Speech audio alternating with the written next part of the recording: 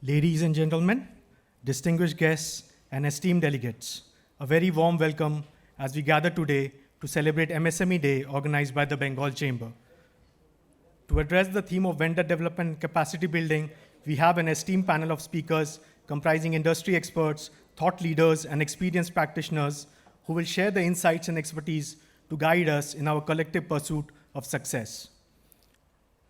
I would now like to invite Mr. Sanjay Behra, Chairperson, Manufacturing and MSME Committee of the Bengal Chamber and Chief Sales Manager, Tata Steel, to kindly deliver the welcome address. Sir.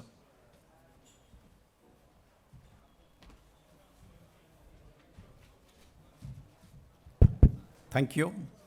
Ladies and gentlemen, a very good morning on behalf of Bengal Chamber of Commerce to this MSME Day.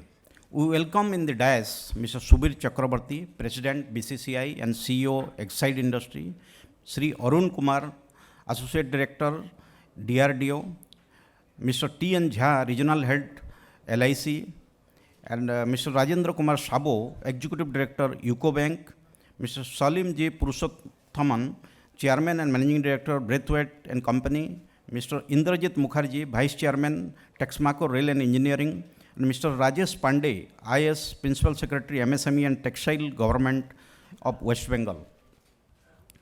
The delegates are from diverse organizations across the industry, such as steel, engineering, consulting, banking sector, education, and some new generation startup. This event is worldwide celebrated as MSME Day on June 27th. And this year the theme of MSME Day by the Ministry of MSME is Udyami Bharat MSME Day. This event will also bring together key stakeholders of the manufacturing, banking, MSME ecosystem to share the actionable insights, strategy and solution to boost and strengthen the global competitiveness of the manufacturing and MSME sector, which is regarded as the growth engine of the Indian economy. MSME are backbone of industry since they are the vital for the country's economic and social development and also the second largest employer after agricultural sectors. They account for 30% of GDP, 45% of manufacturing and 43% exports done by the country, an integral part of the supply chain across pan-India. As per survey, for every 100 companies in India, 95 are micro, 4 are small and medium and only 1 is large. Whereas in most of the developed economies, 50 to 55 entities out of 100 are micro and 40 are small and medium farm. India has an advantage in 3D, that is democracy, demography and demand for the growth of the manufacturing and MSME sector.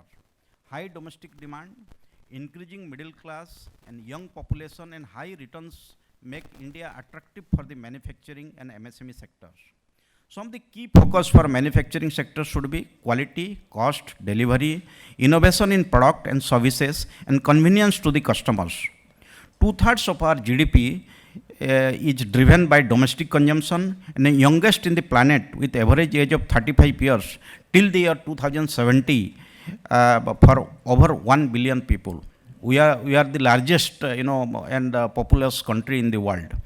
And you see total exports in FY23 touched $770 billion, which is $100 billion over last year. And some of the sectors like engineering exports touched $115 billion with a growth of 24% over last year.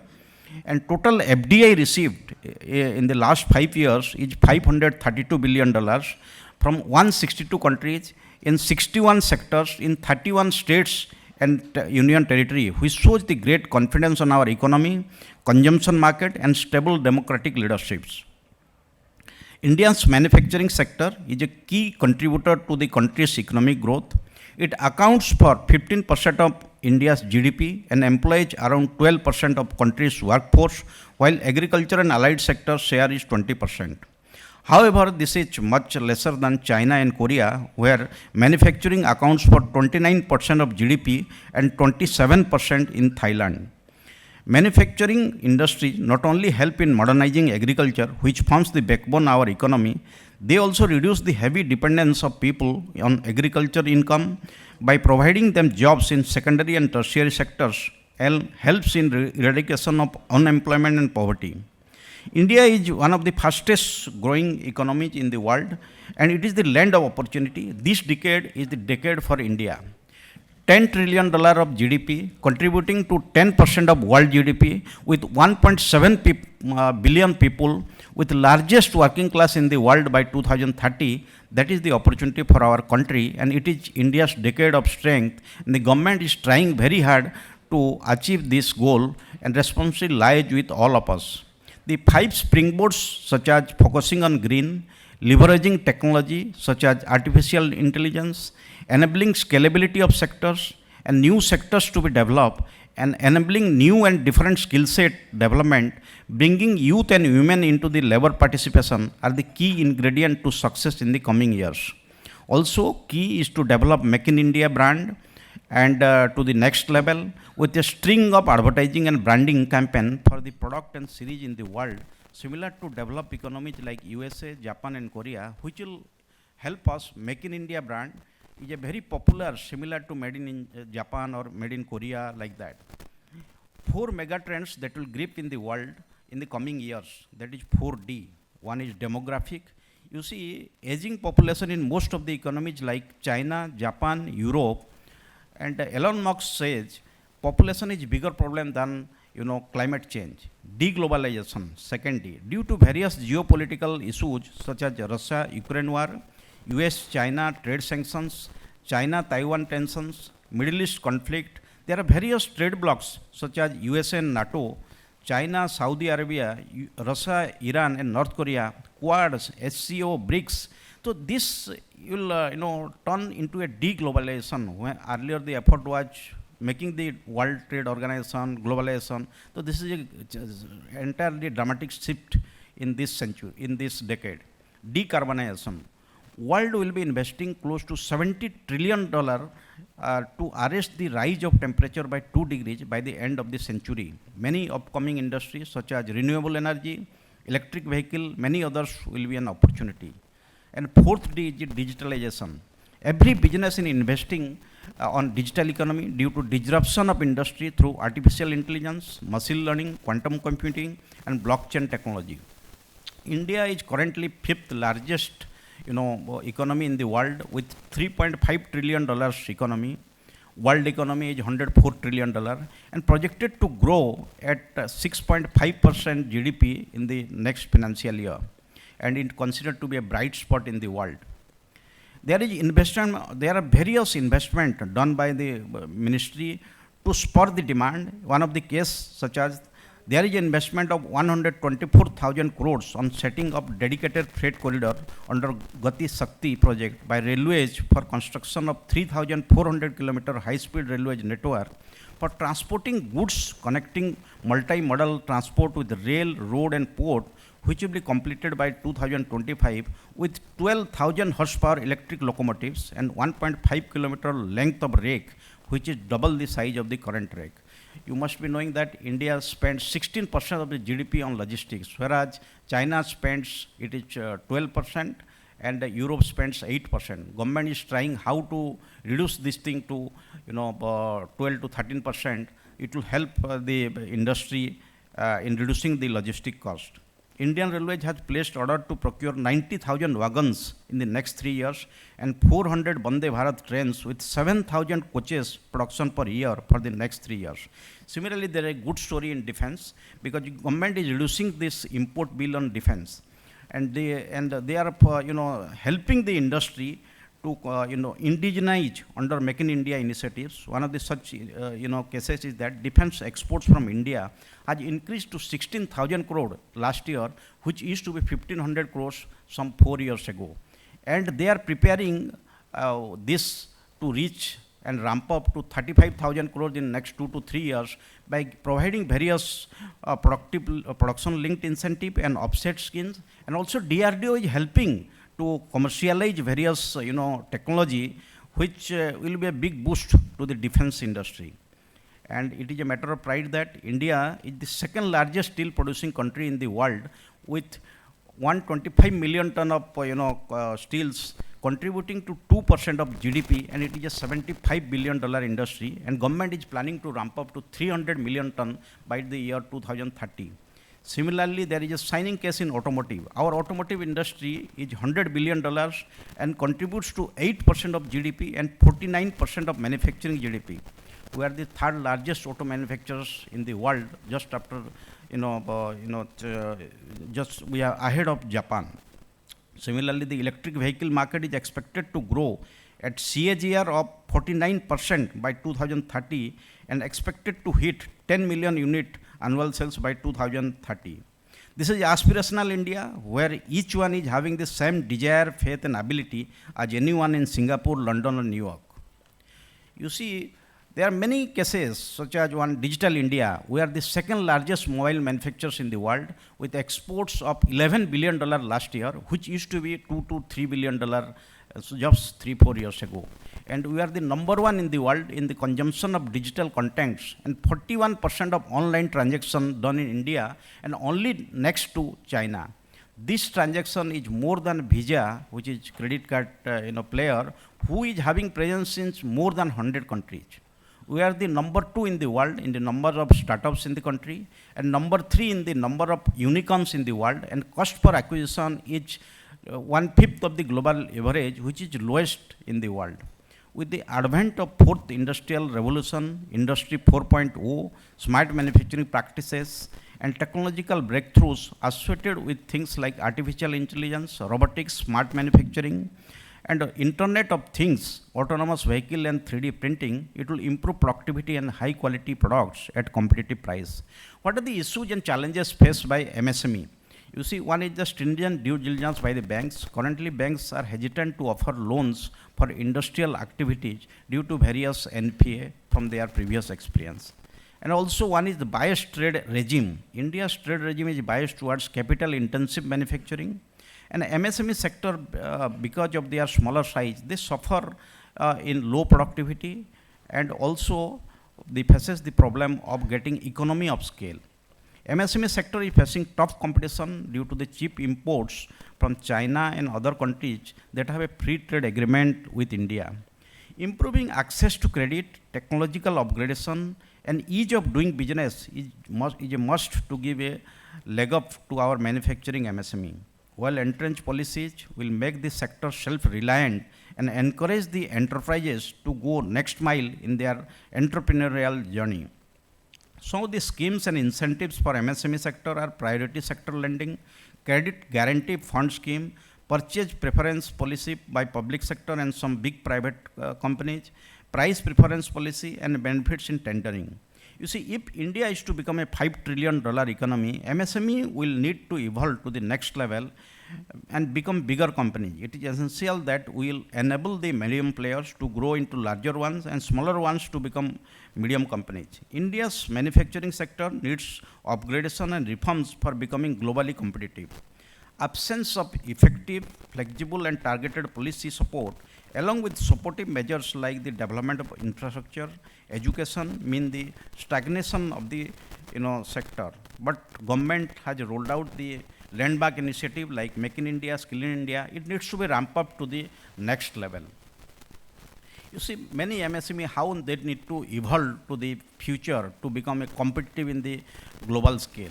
Because a company that talks only about its past has no futures. When you have been around for a long time, there is a lot to be proud of. But as a leadership, you have to be thinking for the future, so that in the future there is a past they can be proud of, and organizations should think about the future is not just within the purview of the CEO, the leadership or the strategy team. It is pretty much the responsibility of everyone in the organization, particularly if you are the leader of the team. You just need to think how our business can be sustainable to remain in the future for over a period of time. You see, there has to be a proper ecosystem where larger organizations who have gained expertise, maybe technological innovation, operations, supply chain, and various marketing initiatives, how they can help the MSME sectors by sharing best management practices, as it will help our Indian economy and the society at large.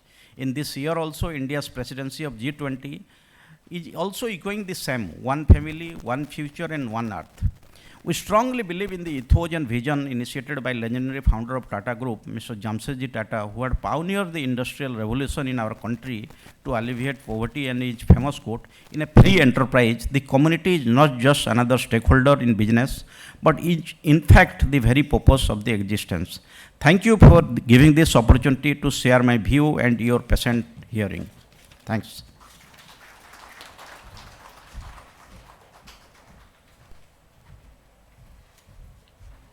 Thank you, Mr. Behra, for elucidating the opportunities in the MSME sector as well as the challenges. Now I would like to invite Mr. Shubir Chakrabarti, President, the Bengal Chamber, and MD and CEO, Exide Industries Limited, to kindly deliver the theme address.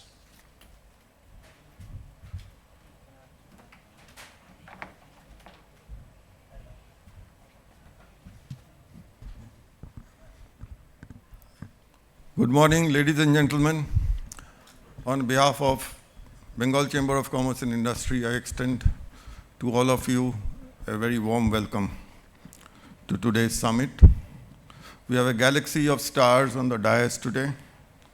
Sri Rajesh Pandey, IAS Principal Secretary, MSME and Textile Government of West Bengal, Mr. Indrajit Mukherjee, Vice Chairman, Texmaco, Sri Salim Purushottaman, CNMD Braithwaite, Sri Sabu, ED, UCO Bank, Sri T.N. Jha, Regional Head Group Schemes LIC, Sri Arjun Kumar, Associate Director Scientist, DRDO. I'm very sure you are eager to hear each of these speakers who will bring loads of experience in what they talk to you about today. And thank you, Mr. Behra, for that very illuminating opening address. Today, as you already know, is designated as the World MSME Day, June 27th. Now, I will only deal with one or two topics which I think are important. Why is MSME important? Why do we talk about MSMEs? In fact, the government has got a department for MSME. So, let me hit the nail on the head. Today, when large companies talk about expansion, they are talking about jobless growth. Or, at best, they are talking about growth with minimalistic increase in employment. With the advent of digitalization on a rapid scale and all the other robotics and associated features which have come into manufacturing, today, when a large company expands, it doesn't really add manpower. It does, but compared to what it used to 50 years back, maybe 10% of that. Rest of the job is being done by machines. Now, any country, whether it's India or United States or Japan, where do people then find work? The only answer is the MSME sector, which today in India contributes to 33% of our GDP and 40% of our exports. MSME is also vitally important for the large sector as well, for two reasons. Number one is there is a symbiotic relationship between the MSME and the large sector, because a lot of large companies today depend on the MSMEs for their components, raw materials, so on and so forth, without whom the large industries will not exist. But there is also a very important reason, to my mind, why large industries would be interested in the MSME, and that is because today, if you are looking at a situation where people do not find employment, after all, at the end of the day, large industries have to basically supply their products and services to some people in the economy. And if the people in the economy don't have jobs, then where is the market for the large sector?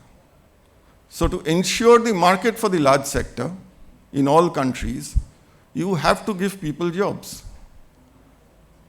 And those jobs, the employment intensity today, or if you consider employment intensity to be number of people employed per rupee of turnover, then today that lies in the MSME sector. Which is why MSME today is vitally important, not only for government, but also for all large companies. And of course, it is extremely significant for the people who are looking for employment. So across all nations, MSMEs, they are the largest employment generators. And therefore, it is only apt that the UN has declared a particular day as the World MSME Day. And it is also extremely appropriate that we have met here today to discuss some of the key issues. But coming to the MSMEs, MSMEs face numerous challenges, as Sri Behera was talking about. And we have seen during the pandemic how the MSMEs have suffered on account of closures, liquidity issues, inability to pay their people. They also very often face supply chain disruptions, labor shortages. More importantly, something which can really add to their competitiveness, which is lack of digital consciousness. Because digitalization is one area which, if the MSMEs were to be able to adopt, then that would certainly make them competitive with many industries, not only in the country, but also globally. But again, this is an area which is a little bit of a gray area because they don't have the resources sometimes to be able to get the companies to digitalize their operations, or they don't have the capex appetite to be able to invest in the digital technologies. So, what is the way forward? Of course, I'm sure the speakers out here will be outlining what are the various ways in which financing can be done, innovative ways. Even today in the press, I saw something about some bank trying to roll out innovative schemes for the MSME sector, perhaps taking advantage of the MSME Day.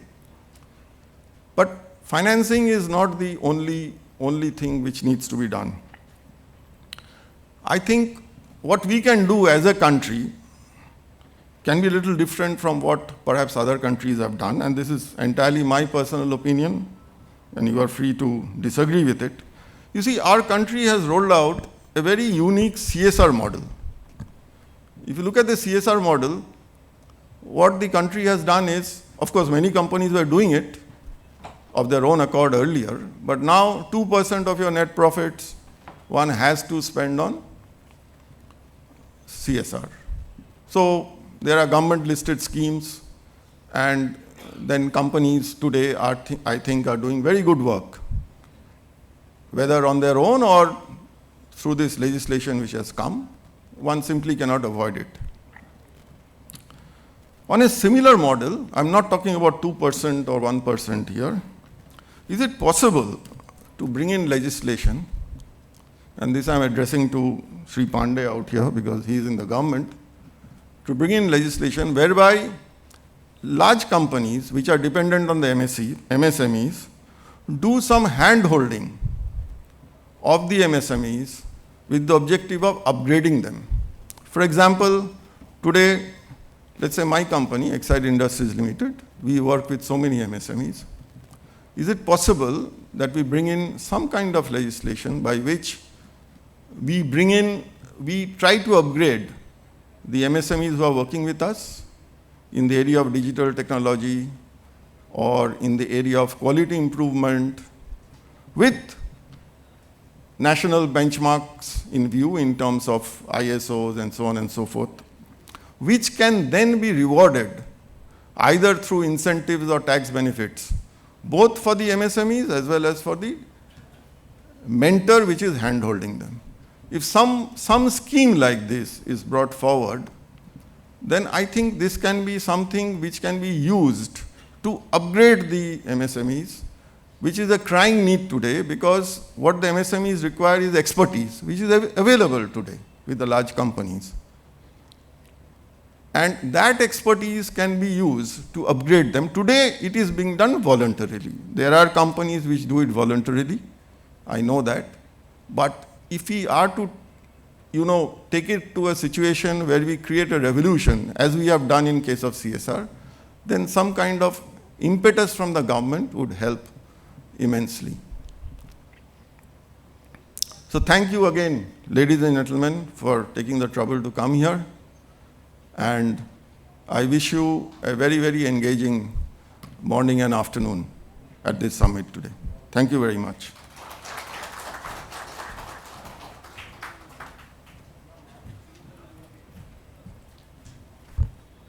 Thank you, Mr. Chakrabarti, for your unique perspective on jobless growth and the need for creating employment and the role of MSMEs in it. Now I would request Shri Arjun Kumar, Associate Director and Scientist, DRDO Headquarters, to kindly deliver his address.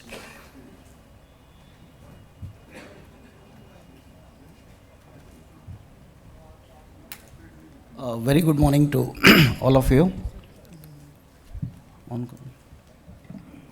Honorable Chief Guest, the Principal Secretary, MSME and Textile, the distinguished guest onto the dais and off the dais, ladies and gentlemen, very good morning to all of you.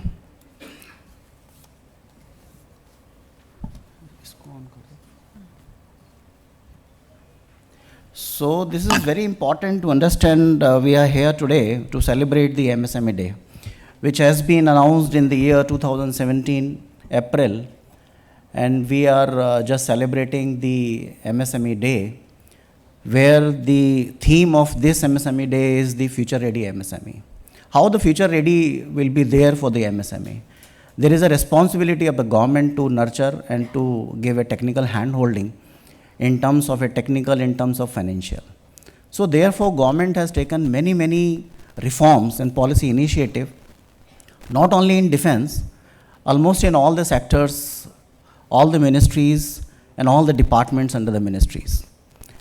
I am talking about a very good initiative for the Technology Development Fund scheme, which has been taken up by the government in the year 2014-15, when the new government has taken over the charge. They have announced that there should be a scheme for the industries who can nurture them, provide financial aid for building their R&D ecosystem, and develop the critical defense components, subsystems, so that they can be the part of the major platforms and the mission mode technologies. And in this perspective, this particular Technology Development Fund scheme has been taken the worth in the year 2014-15. And if you see the Atmanirbharta in defense is very, very important aspect. It is there in whole of the country's vision that we should be self-reliant. Self-reliant doesn't mean that we should be away from the global. We should be collaborative in nature. Whether in the globally we will talk about it, or we'll talk about in terms of a different MSME collaborations, academia collaborations, or the defense organization collaborations.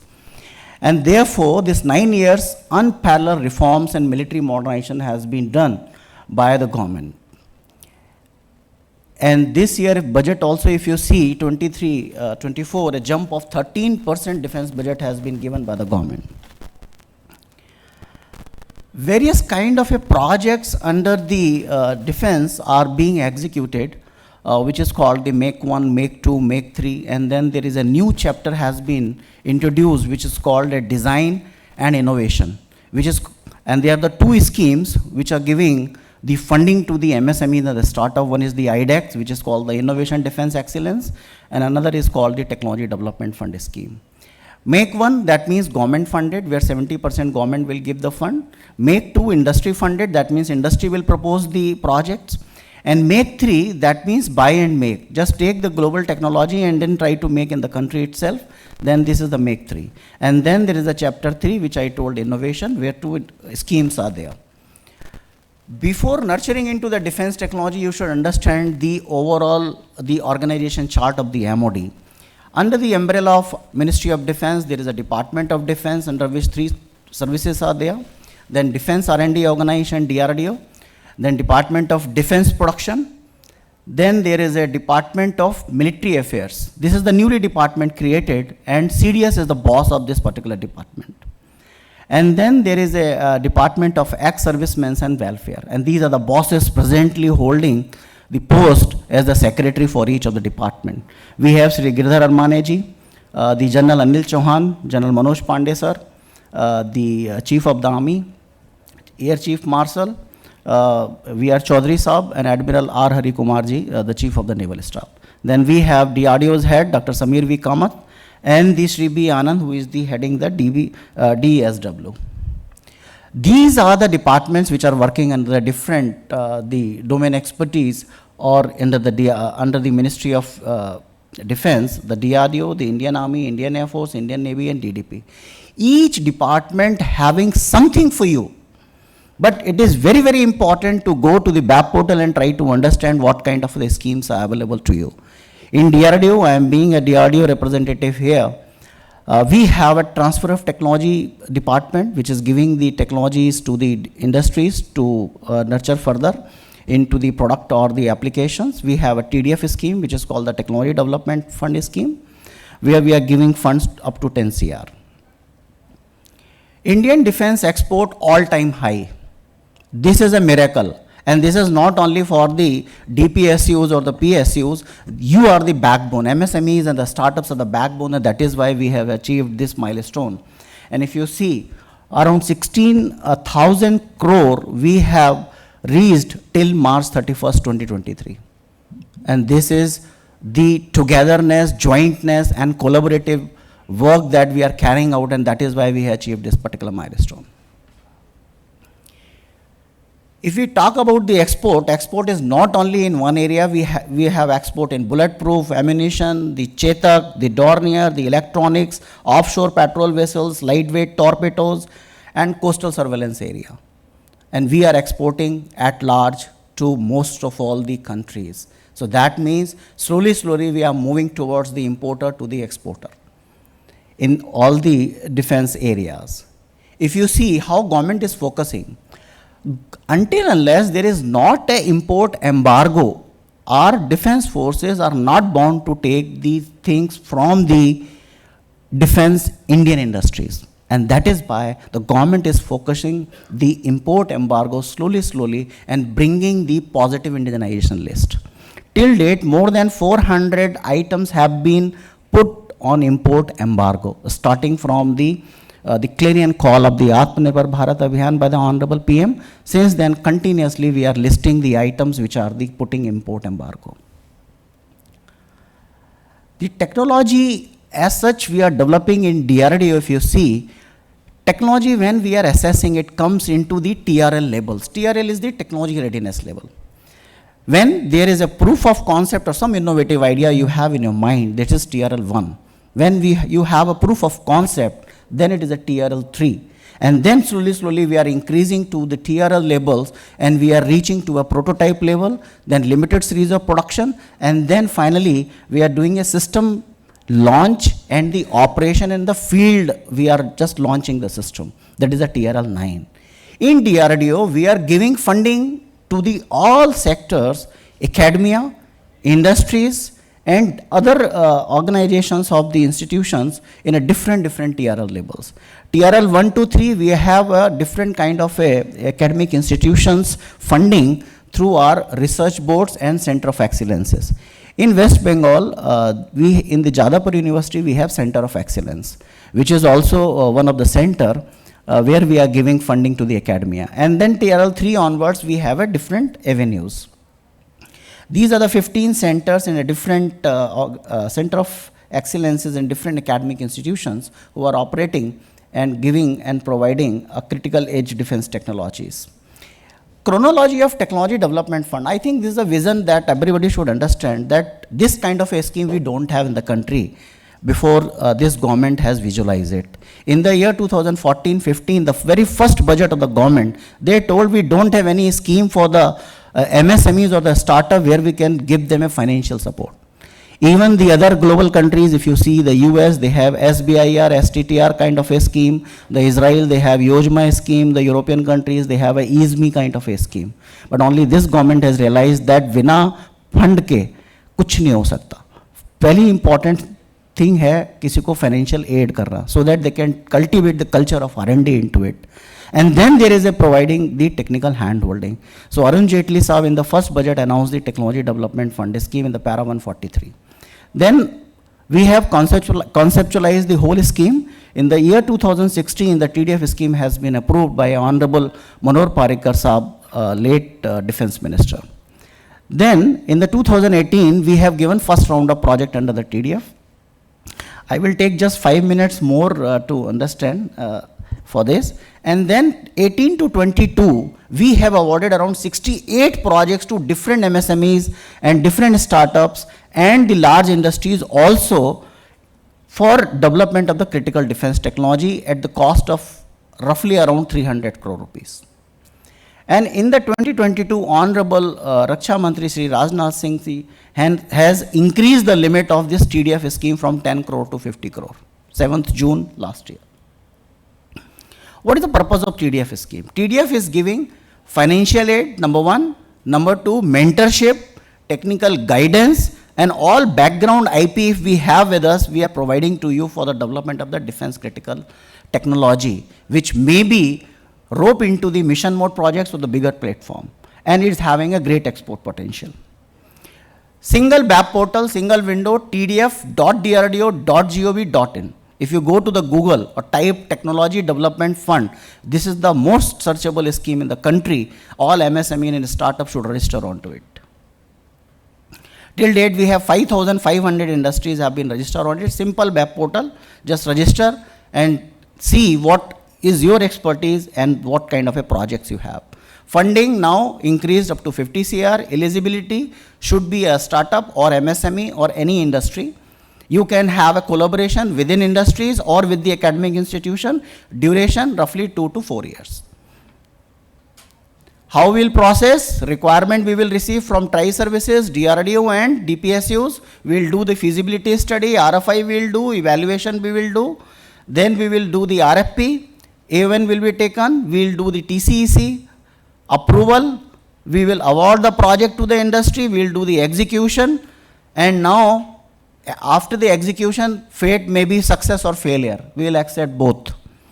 If success, we will be with you. If failure, we will be with you. Don't worry about it. But if you want to fail, fail fast.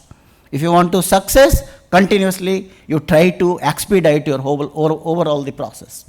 And then finally, we'll do the administrative closure. And we'll do a name, fame in the country and globally. Once you are the success. So what we are giving you the fund, we are giving you the R&D support, we are giving you the test facilities of the DRDO, along with the team of the mentorship of the DRDO scientists, along with the users and the certifying agency on board with you to mentor you. So this is a kind of a scheme the government has conceptualized and DRDO is executing. We will evaluate 100 marks, your mark sheet, 60% is qualifying criteria. 60 marks will give you the design capability, fabrication and manufacturing capability 25 marks, maintainability life cycle support 10 marks, commercial criteria 5 marks, very least. We don't bother you are a big industry or a very hunk. If you are a startup, one-man company, we will assess you as per your capability. Very recently, I will just showcase one project where a one-person company have achieved a major milestone under the TDF scheme. This I have already told. Honorable RM has escalated the limit.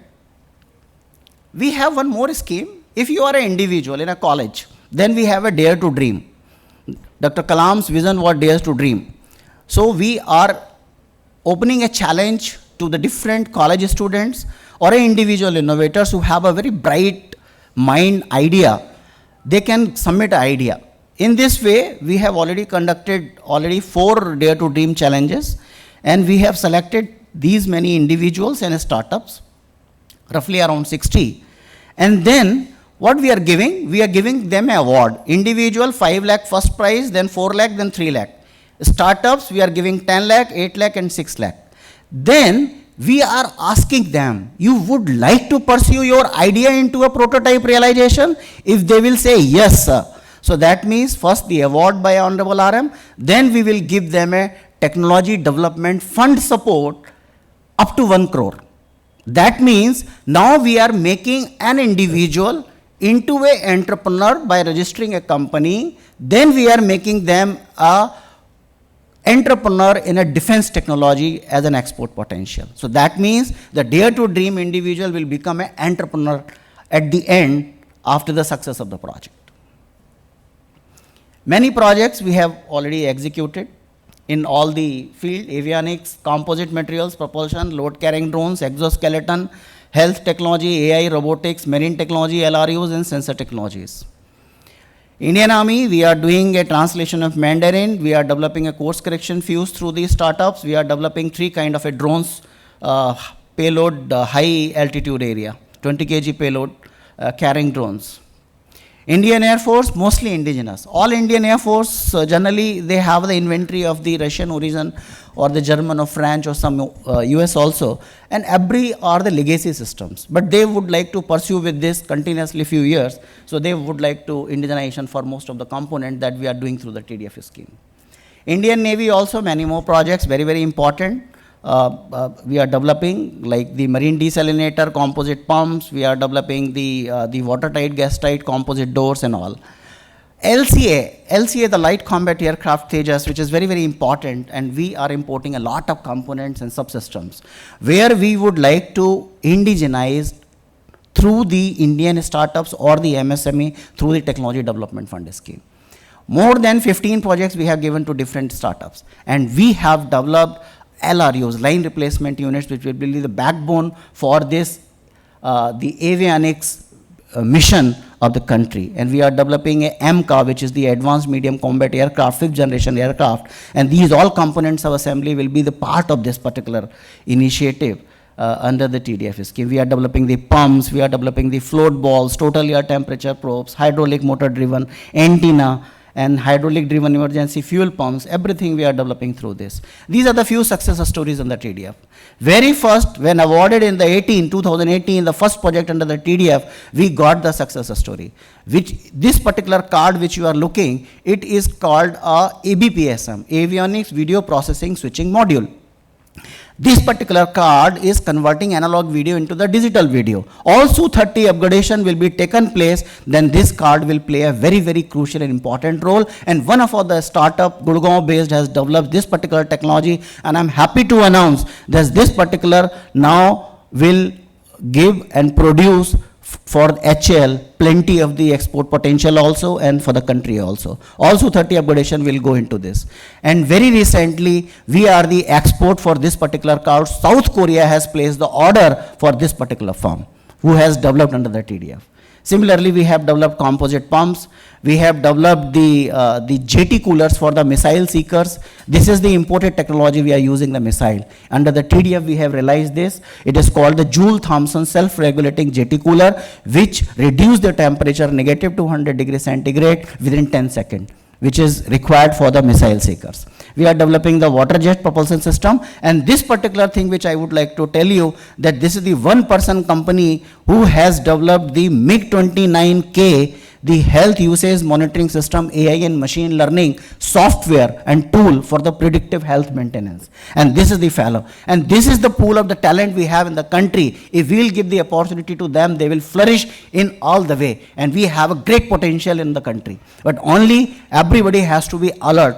We should invest most of time in the government schemes, all ministries' website, whatever the area you are looking. This is the one-person company, and this company is called Smart Machine Structures. Hyderabad-based chap he is, and we have awarded this particular project and handed over this to Indian Navy during Aero India 2023 in February. This is also very, very important drug. I just talked in the morning to my distinguished speakers here. This is the drug. In the country, we don't have the nuclear emergency drug. We were dependent on the foreign OEM and all. The cost of this particular capsule is around 1,000 rupees. And we have developed under the Technology Development Fund, very first time our country's own drug, which is called a Prussian blue for the decontamination of cesium thallium. If any radiation happened, then cesium thallium are the major components which will go into the body. And we got this drug developed under the Technology Development Fund scheme with the background IP of the DRDO through the industry, and these are the two formulations approved by the DCGI. Number of government schemes. I think you people should know about it. The government has more than 45 schemes under the different ministries. And these all schemes are available onto the startup web portal. Please go and have a look onto it. Defense, two schemes we have majorly. One is the IDEX, another is the TDF. India startup boom. When this government has taken over the charts, 471 startup. Presently, we have almost 99,380. Almost we are reaching to 1 lakh and more than 100 unicorns. This is the talent pool we have in the country.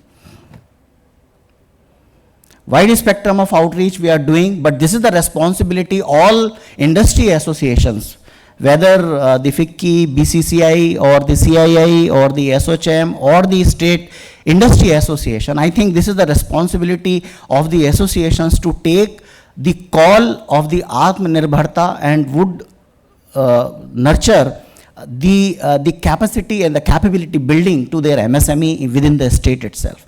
They should do as maximum as outreach, whether the webinar or seminar. Seminar, sometimes the possibility is very, very difficult to come from Delhi on the way, but sometime through the webinar also you can invite many people, and I would request the BCCI also to look into this aspect, and we can conduct many, many webinar if possible.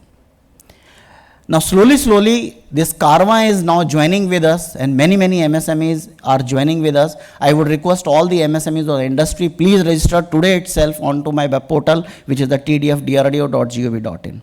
This is my team at the DRDO headquarters, Secretary, DDR&D, Dr. Samir Kamath, Director General Technology Management, who is the boss of the technical committee, Dr. Subrata Rakshit, the Director TDF, Mrs. Nidhi Bansal, and this is my team. When we started, I am one of the founder member for this particular TDF scheme. I was there in the DRDO headquarters. We have started this scheme with the 3 people. Now from 3 to 30, and 30 to 5,500 industries. And 5,500 industries, if 68 industries we have given, multiplied by 10, at least 10 people they will give the employment generation, each industry. Multiplied by 10, and multiplied by 10, the 10 people are mentoring the industry. So this is the situation. So that is the overall collaborative picture. So thank you very much. Thank you, Kolkata. Please come and join hands in the journey of development of the defense technologies and be the part of the Atmanirbhar Bharat Abhiyan. Thank you.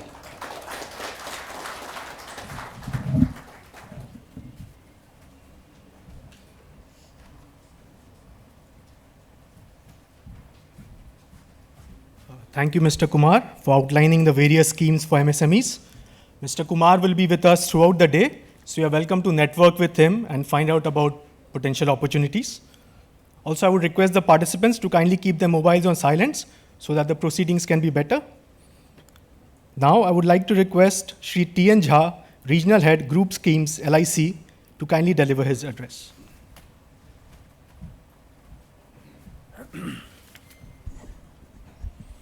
Good morning.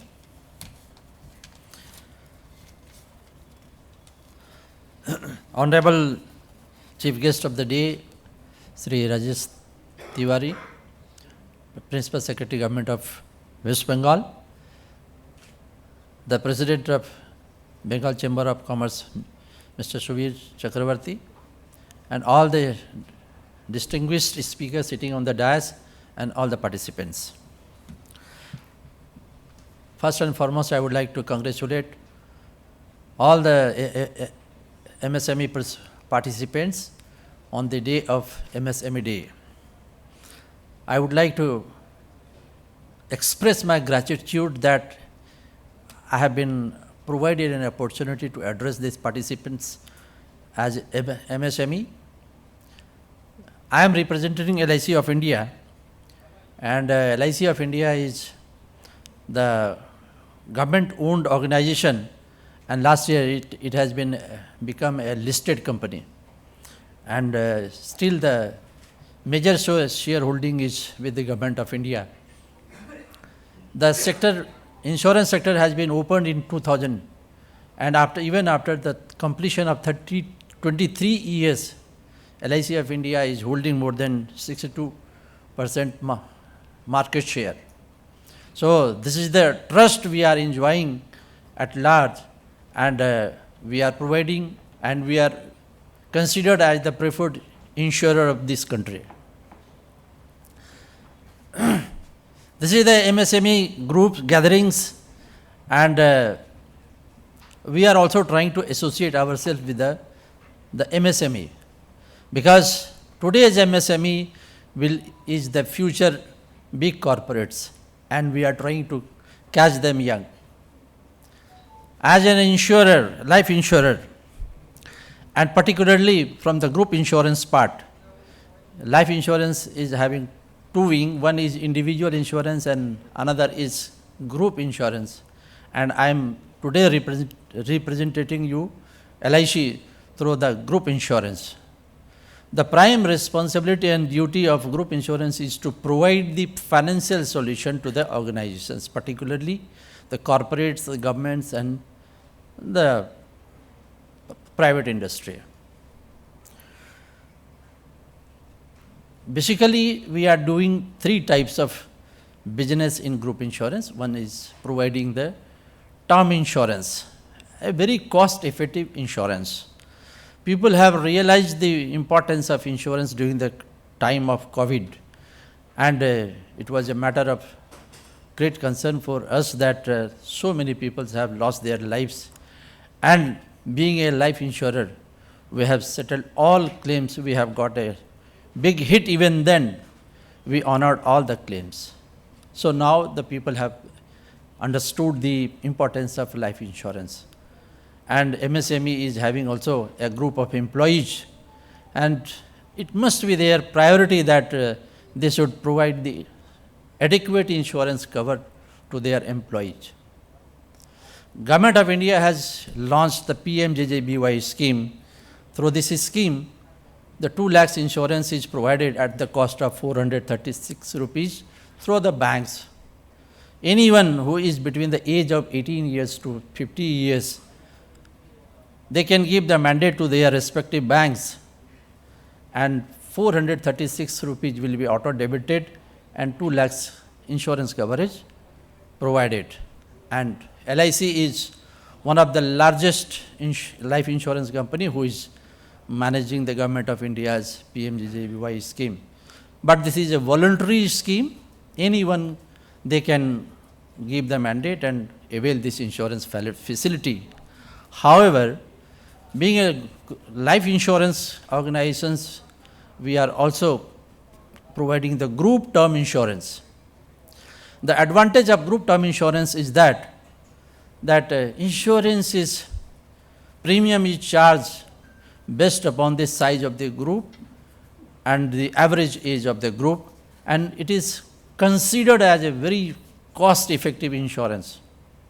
Even at the cost of, if the lot is younger, even in 1,000 rupees, the 10 lakhs insurance cover can be provided. And it is a 1-year renewable scheme. So I think I would request that we are having one stall.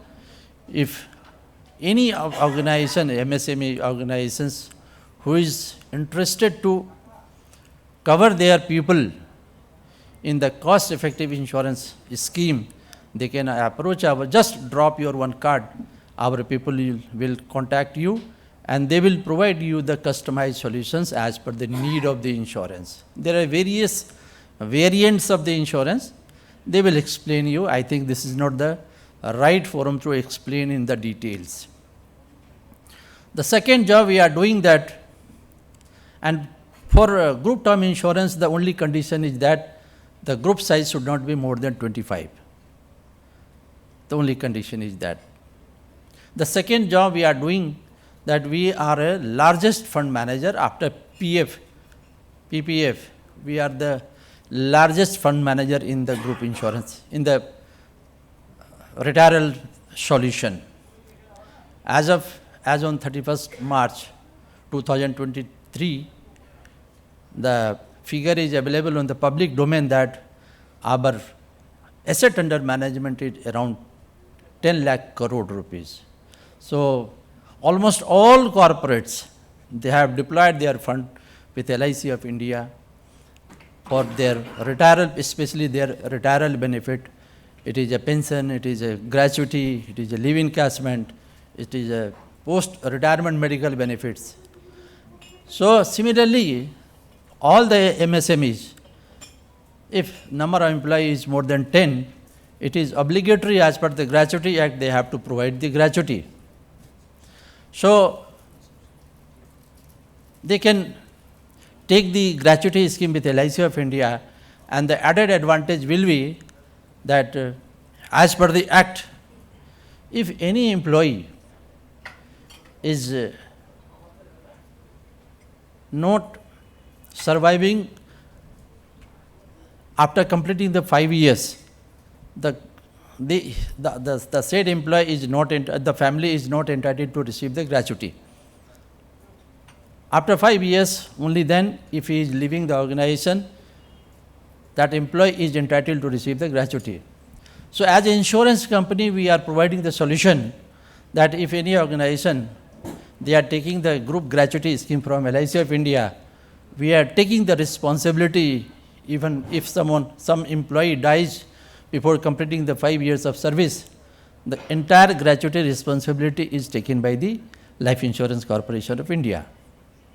And there are so many added facility, the advantages, the services we are providing, that for gratuity scheme, the actuarial valuation is mandatory, and we are providing free of cost actuarial valuation and other kind of services we are providing.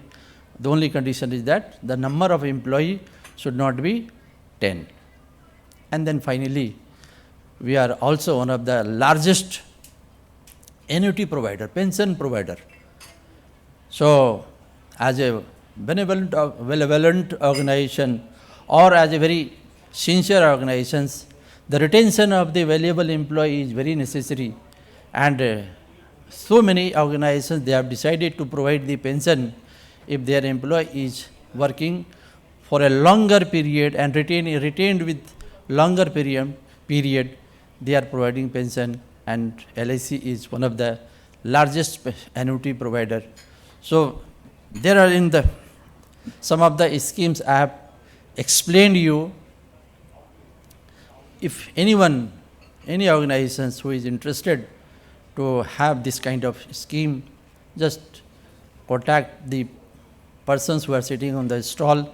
They will explain you, or otherwise they will contact you, and they will provide you the solutions. Thank you very much. You have given the patient hearing to me, and I would like to thank Bengal Chamber of Commerce that they have provided me an opportunity to interact with you. Thank you very much. Thank you.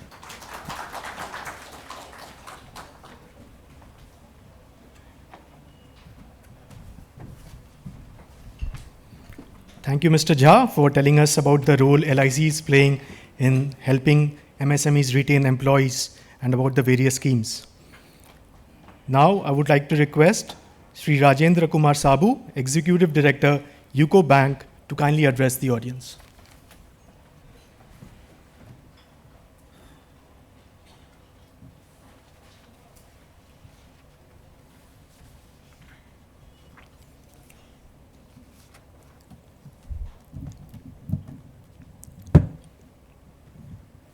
Thank you.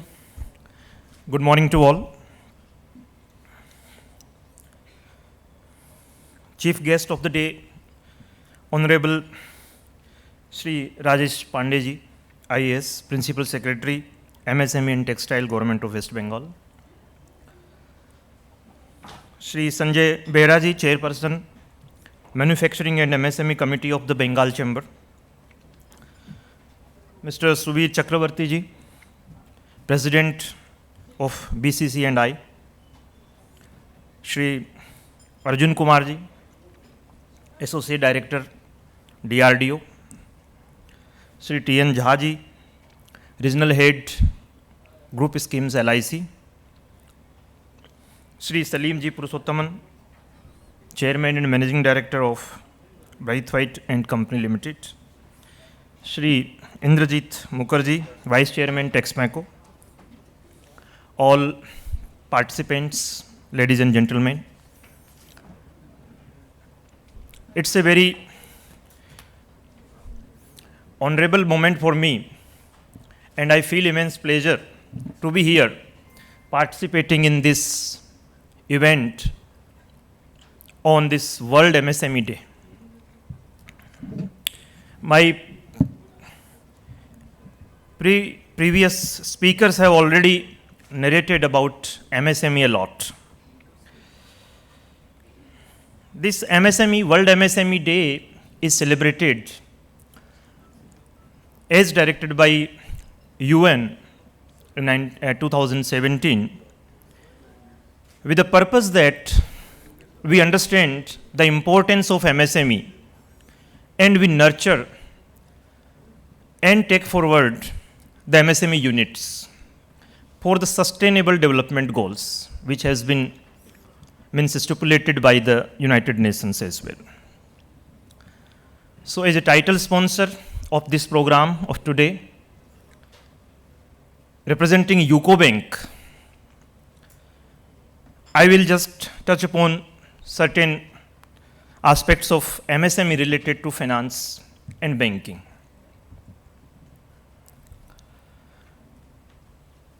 As in the welcome address, Sri Sanjay Behera ji very beautifully narrated the opportunity, potential available before the MSME sector in India and even worldwide. He has beautifully mentioned many challenges also. And the first challenge mentioned by him was about the finance. Banks taking stringent due diligence while financing MSME sector. So that shows the importance of finance in the MSME sector. So finance is lifeline of any commercial organization. MSME is also one of that. So at UCO Bank, let me just briefly introduce. UCO Bank is a public sector bank, and this is the only public sector bank having head office in Kolkata in West Bengal. We have around 3,200 plus branches pan-India, of which around 380 branches are in West Bengal state, which are controlled by our 5 zonal offices in the state of West Bengal. We have 2 zonal offices in Kolkata and 3 others at like Siliguri, Durgapur and Hooghly, covering entire state. We have one regional rural bank also, Paschim Bang Gramin Bank, which has also 230 branches in the state, 4 districts of state. Through these all our network branches, UCO Bank always strives to cater to the MSME sector as well, whether it is micro, small or medium units.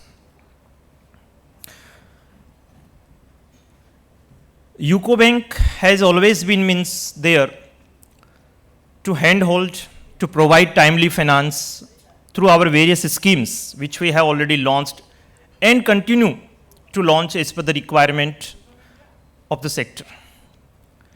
If we see the composition of our book, advance book, UCO Bank has achieved 1,62,000 crore of advances as on 31st March 2023, of which 61% is for the RAM sector, retail, agri and MSME. And our MSME book is around 28,000 crore. MSME sector is financed under various schemes, one of which we all know, that is the Pradhan Mantri Mudra Yojana. That is a very good scheme for particularly micro units, and even small units also can take benefit wherein up to 10 lakh finance is available without any collateral security. And our bank has always been achieving our targets set by the Government of India under Mudra Yojana more than 100% for sanction as well as for the disbursement, both.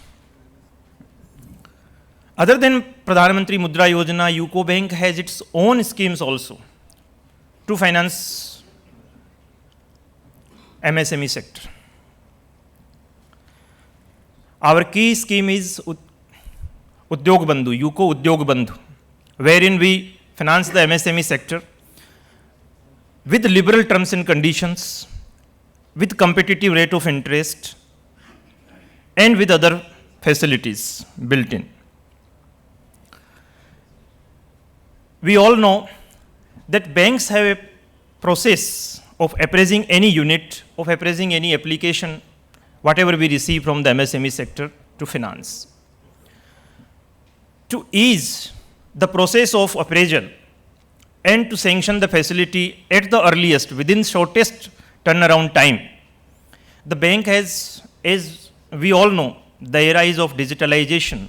So UCO Bank has also gone for the digitalization at various stages. So we have our loan processing system, which is end-to-end digitalized, to bring the objectivity in the appraisal system and make it faster. We have collaborated with more than 40 fintechs who take care about various aspects of the appraisal. We know that first of all, we have to make due diligence of the customers, know your customer KYC guidelines, we all know. And there are many aspects of that. Validating PAN number, Aadhaar number, GST number, and then account statement, of course, ITR, GST returns, all those things. So these are all inbuilt. Even with introduction of account aggregator scheme by RBI,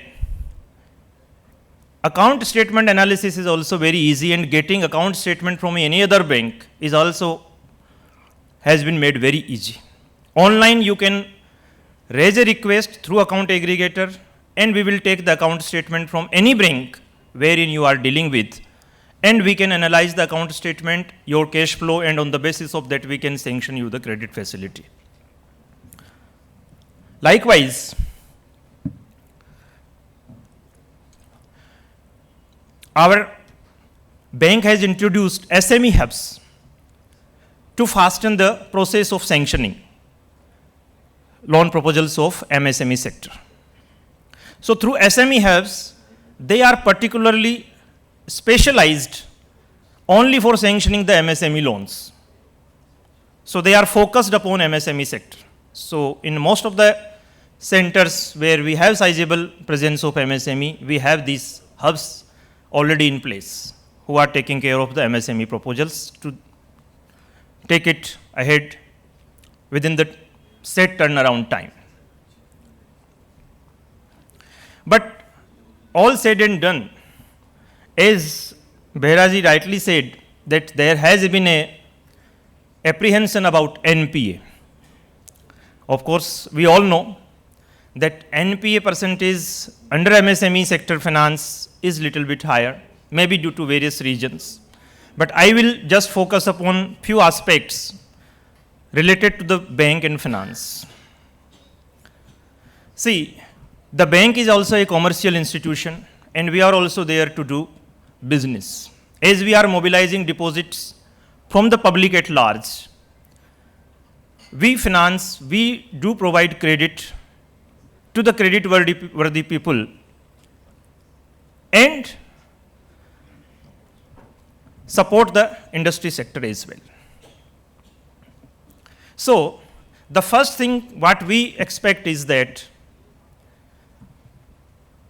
the applicant should have come with a proper proposal about whatever industry, whatever unit, whatever business they want to set. Because the bank wants to recover also the loan So the cash flow to be generated from the unit has to be self-sufficient so as to service the loan. So what happens when we provide term loan and working capital, both? Sometimes some units don't come for the term loan.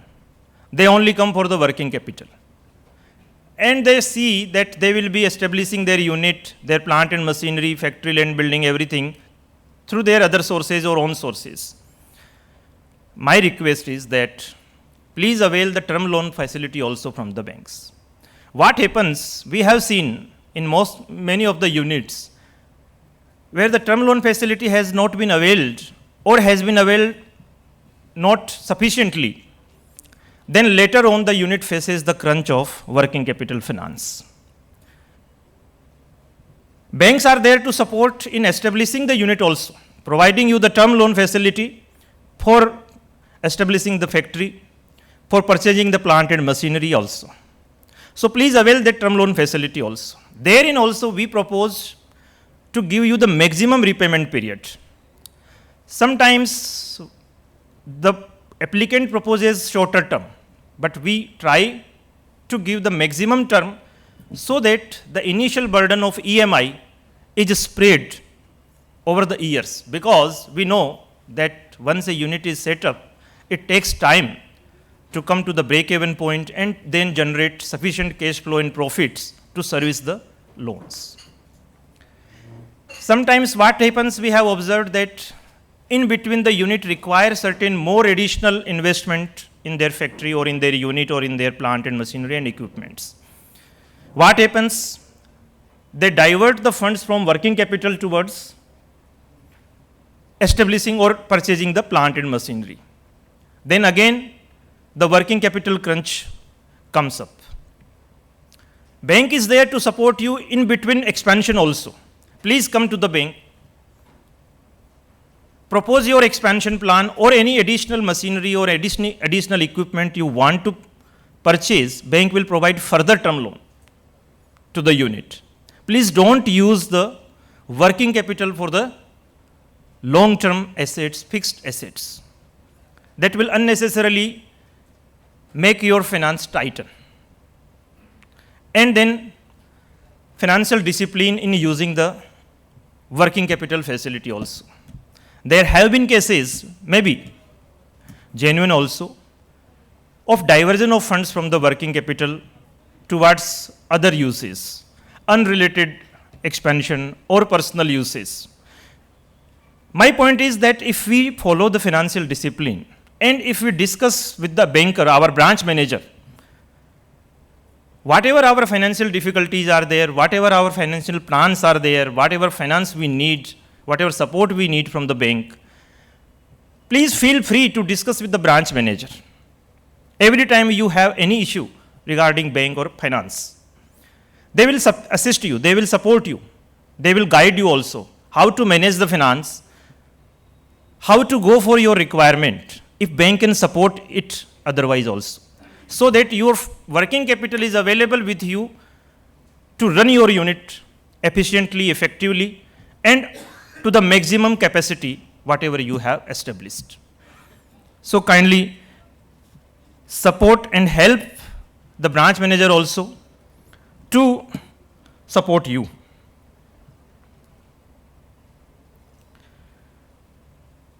Collateral, sometimes the issue is raised about collateral while going for the bank finance. So while we all know that CGTMSE cover is available up to a certain limit, we are more than happy to finance without any collateral under CGTMSE coverage that is already available. And there is no objective of the bank to unnecessarily accumulate any collateral, because we focus more on the cash flow generated out of the activity for which any unit has been established. So that will provide the repayment of bank EMI as well as the interest on working capital. The cash flow is more important for us, but the collateral is the last resort, and no bank wants to utilize that resort anyway. But when account becomes NPA, when unit is closed, and then of course that eventuality comes when bank go for that. But again, my request is, please go for the CGT MSc scheme. Maybe it can increase your cost because there is a premium involved, there is a charge involved. It will increase certain cost, but still it will be beneficial for the unit to go for this CGT MSc coverage, avail it to take the finance timely. Under working capital, we have seen that sometimes whatever sales the units are doing, the realization of the sales, debtors realization also takes some time.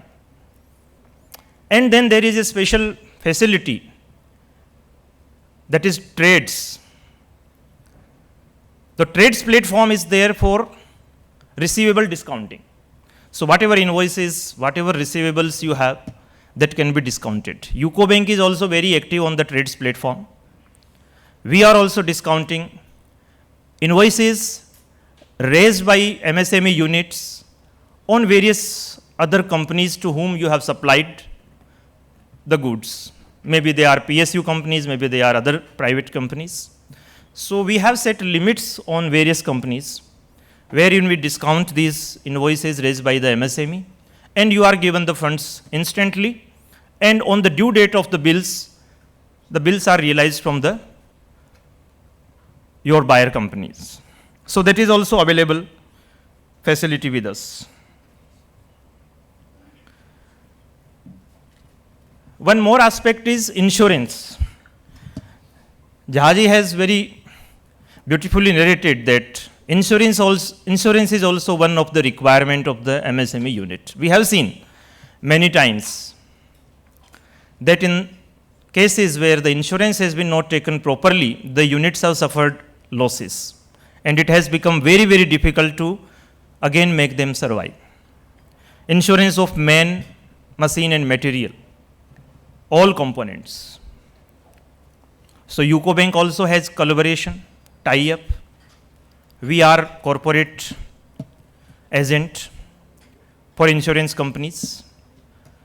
Life insurance companies, of course, LIC is also one of them. Health insurance companies and general insurance companies. So like life insurance company, already Jha Sahab has given details. It is very important to go for health insurance also, for yourself as well as your employees. That is also provided under group scheme, very attractive premiums. I want to say, because this helps your employees to make their health means covered by the insurance and save their hard-earned money savings in times of need, because the insurance cover will take care of when there is any eventuality of hospitalization and any other.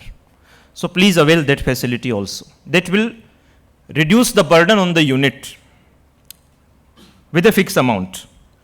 And then machine and material, whatever we have established, the unit, it has to be insured under various hazards like fire, theft and other flood.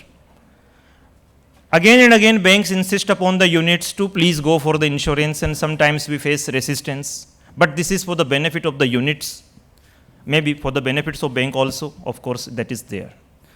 So with a small premium, we can cover all these risks, which we know can arise any time, and save our unit from loss in the times. So please go for that also. In today's program, we have the panel discussions also, and I expect that the participants will greatly be benefited out of the panel discussions. And from UCO Bank, we have already put in our stall outside. I request all the participants to please visit UCO Bank stall to understand about the various schemes UCO Bank is offering for the MSME sector. Like Udyog Bandhu, I just told. We have sector-specific schemes like UCO Textile scheme we have just come with. UCO Equipment Finance scheme is there. UCO Construction Contractor scheme also we have brought in. Further, one more aspect I want to explain, we are working on that, and we will soon be coming with 2 more schemes for MSME sector. Like I said, that whenever you want to, means sometimes exigencies are there and you want to put some machines immediately and you need finance. So we are planning to bring in a Tatkal scheme wherein we can provide you the term loan immediately within a short span of time to meet your immediate requirement to put in some equipment or some machines, so that you don't divert your working capital towards that. One more scheme we are working at is that UCO contingency loan scheme we want to bring. Whenever you have any contingency, whenever you have some other extra orders, whenever you need more working capital funds also, so we can take care of that also immediately within short span of time. So these are various schemes already in place we are bringing in near future. So please visit our UCO Bank stall, understand that, and through various branch network, we have already, I have told that we have many branches in the state, in the city as well. In the city itself, we have 2 zonal offices, Kolkata and Salt Lake. Both the zonal heads are sitting here for the day, during the day. If you want one-to-one discussion, if you want to raise your queries, if you want to try understand any aspect about banks, schemes, and other facilities, please feel free to discuss with our team here. They are there to support you. And of course, one last point about digitalization, all said and done. Digitalization is the future, maybe, but we have to utilize that digitalization efforts put in place by various organizations like bank. UCO Bank has also put in place many digitalized products. Our mobile banking app, our internet banking app, they provide you many things. Many of the transactions you can undertake, you can do sitting at your office, at your unit, at your home. No need to go to the branch and then do the transaction. There are so many, most of the transactions are available on the digital platform. Please utilize those digital platforms and save your time as well and take it in your control.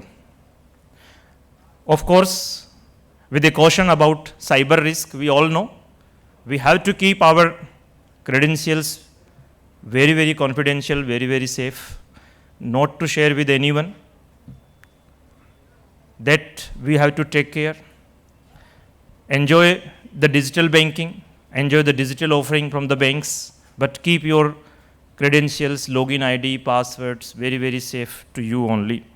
So maybe these are small things, these are very, very micro things, but I thought that for the benefit of the audience, for the benefit of the participants, let me elaborate a little bit on that, because ultimately whatever we will use, whatever we will avail, that will only benefit us. So I welcome all of the participants here, and I urge upon all of you, I request all of you also to connect with the bank, other banks, maybe whatever is feasible and convenient to you. Avail the banking facilities, avail the finance facilities provided by the banks under various schemes. Make your unit flourish. We have seen, starting from Pradhan Mantri Rozgar Yojana, there was a scheme earlier when I was the branch manager, starting from the Pradhan Mantri Rozgar Yojana, a small 50,000 amount, a very micro unit, and going up to the crores of the term loan and cash credit and working capital facility from our bank and various banks also. So that's the potential we can grow, and we are there to support all of you. My sincere thanks to Bengal Chamber and Commerce and Industry for inviting me and giving me this opportunity to connect with the MSME sector participants here. We have a lot of potential in West Bengal itself, and we are there to support to you. Thank you so much. Thank you.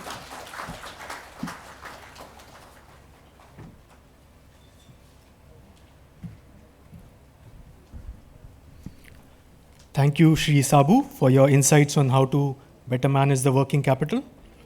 Now I would like to request Shri Salim Ji Purushothaman, Chairman and Managing Director, Braithwaite and Company Limited, to kindly address the audience.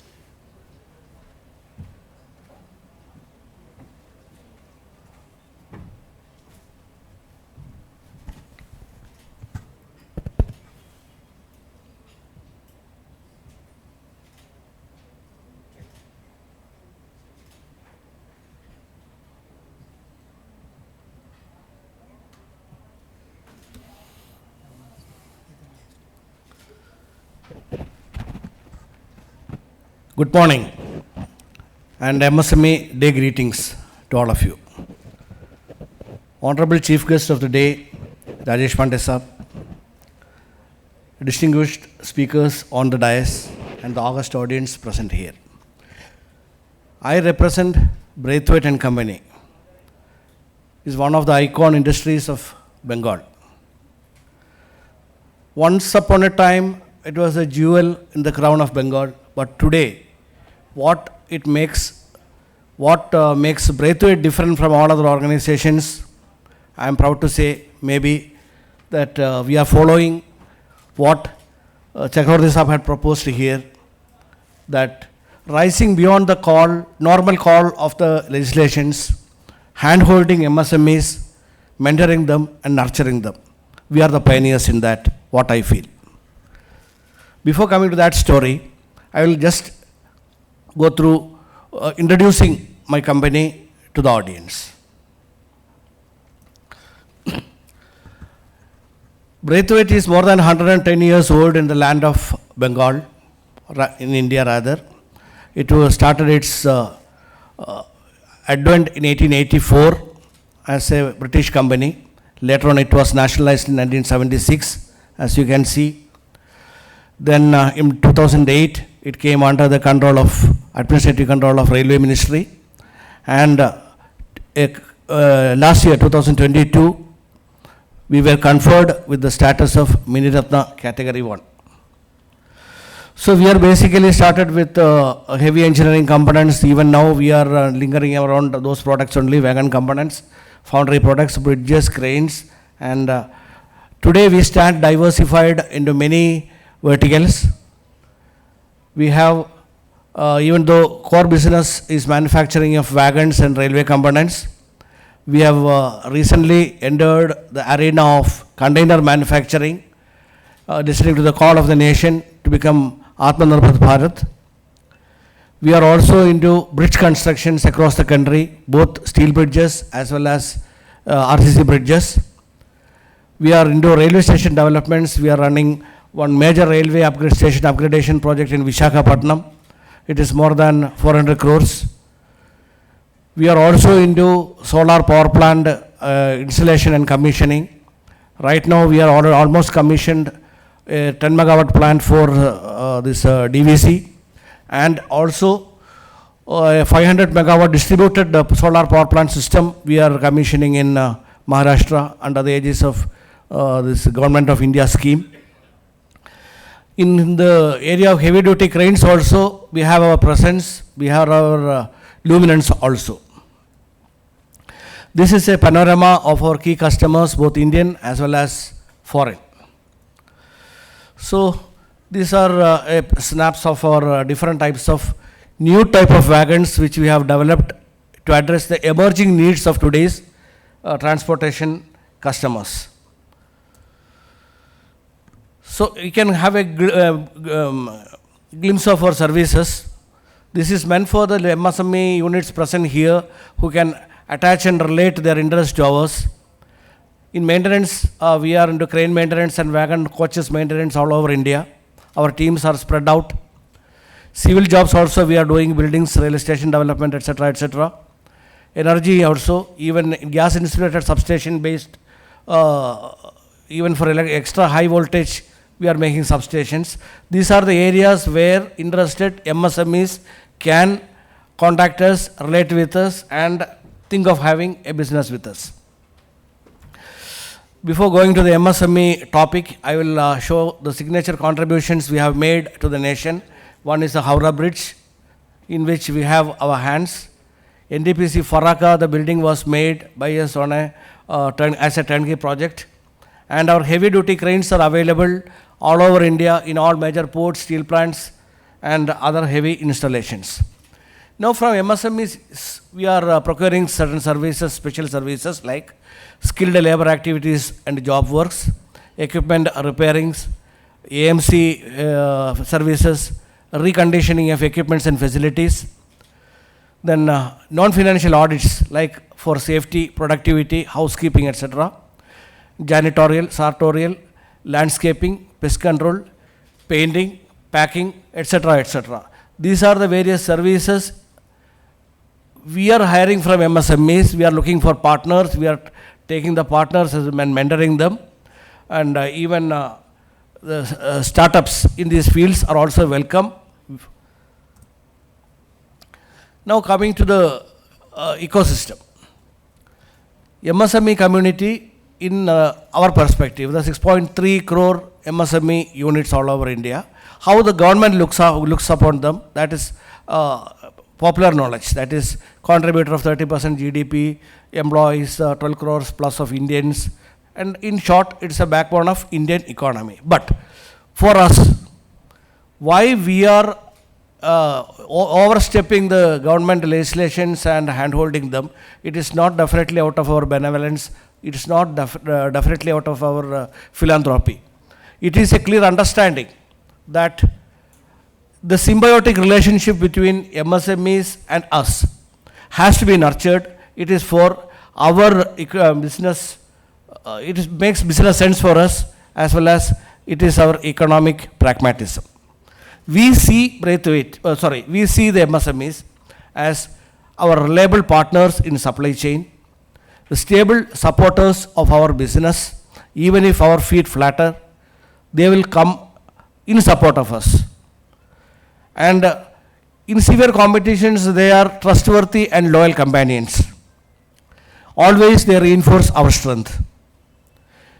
For our complexities of manufacturing, they simplify the manufacturing job, they take up a part, they decompose the job into small items, and they do it for us. And for our budgeting also, they are our bedrock, because we know what their prices will be. Based on that, without much inquiry, we can go for sudden budgeting and for giving a immediate tendering to offer against immediate tenders and all. We take them for granted because they are loyal to us, they are trustworthy partners. And during contingencies, they are our agile helpers. They bring forth their inherent agility and come to our help. Because of these reasons, we need them.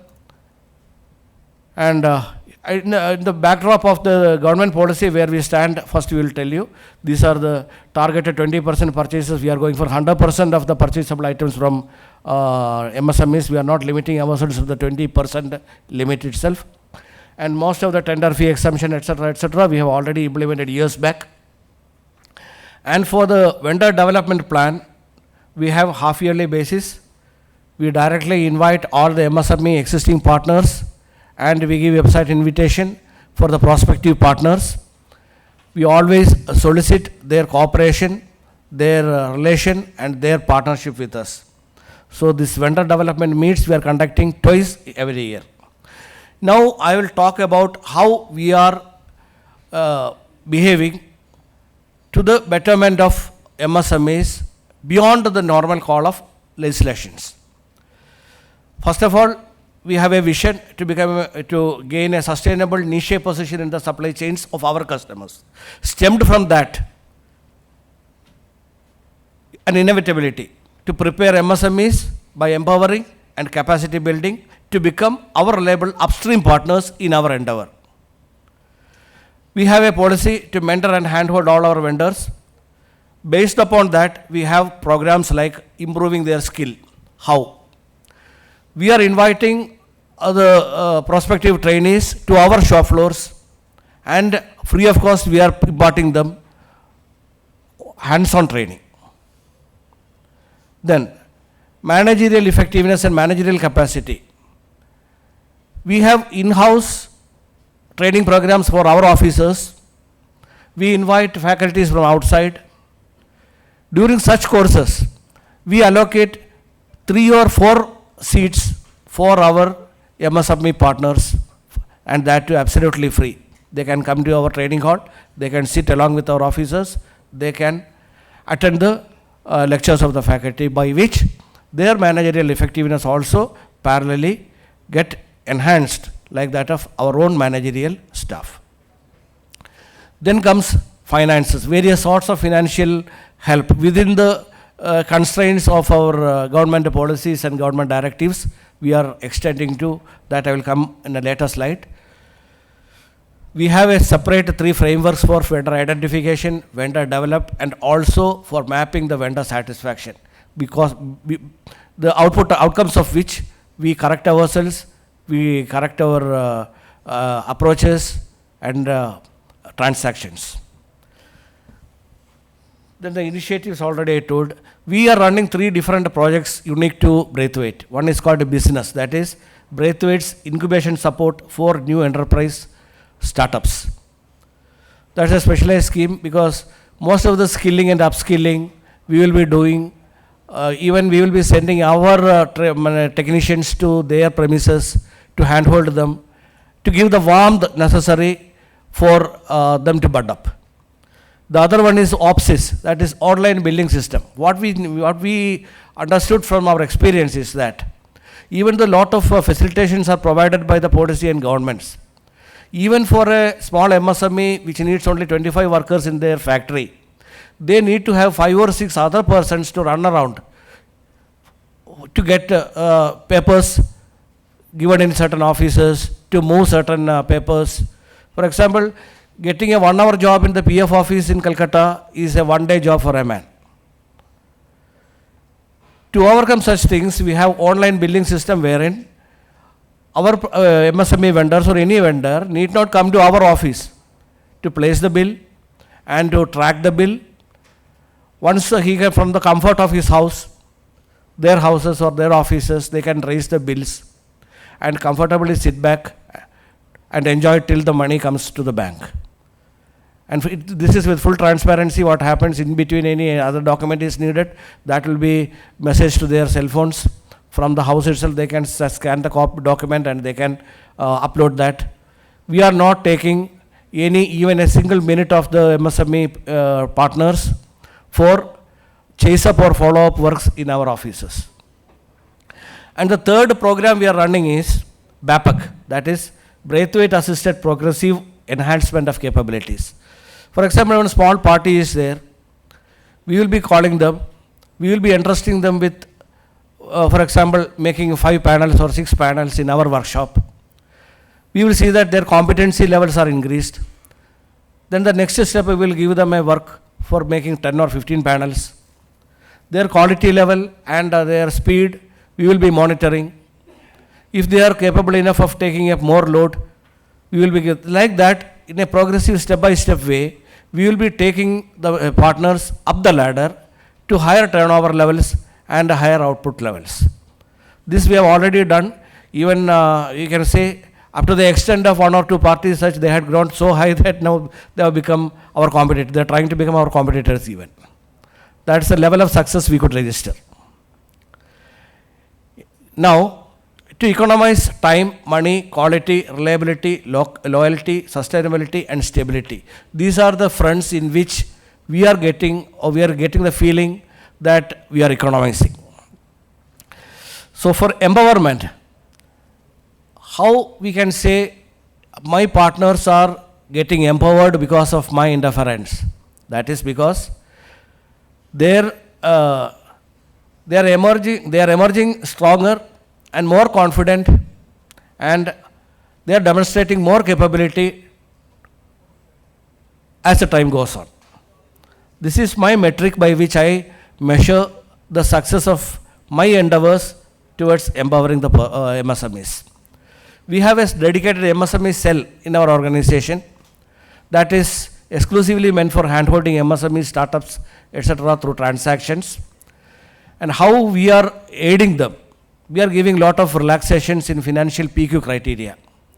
That is, apart from that, we are facilitating them by supply tracking for them. For their raw materials, we will be tracking and helping them. For the last mile transport, and very often we are going with our truck to their premises, picking our material and coming back. So in transport front also, we are extending help to our partners. Apart from that, lot of guidance, technical and otherwise. We have also a scheme to pay working capital advance at a nominal interest. And even though our payment terms is 1 month credit, For selective MSME partners, we are relaxing that and we are allowing PI payment, that is pro forma invoice. Then for the vendor registration, we have a help desk, even though it can be done from their own offices. New MSMEs, new vendors, if they are finding it difficult in any activity related to vendor registration, one help desk is meant exclusively for them in our office, they will be of help. And we have a charter for grievance redressal of our vendors. Vendor satisfaction as well as vendor meets we are doing half yearly basis. And there is a program called Meet the CMD every Friday at 3 p.m. Slot is given for the MSMEs who are having problems with us, who want to interact with us. They can directly contact the chief executive, whether the CMD or the chief finance officer at their convenience. Now we have some future plans to nurture the MSMEs. That is one impart of free training in manufacturing processes and Industry 4.0. In our Hooghly facility Angus, we will be starting this by next October or September or October. Then reimbursement of e-procurement portal charges. For e-procurement, sorry, MSMEs, we will be exempting them from depositing that initial registration money.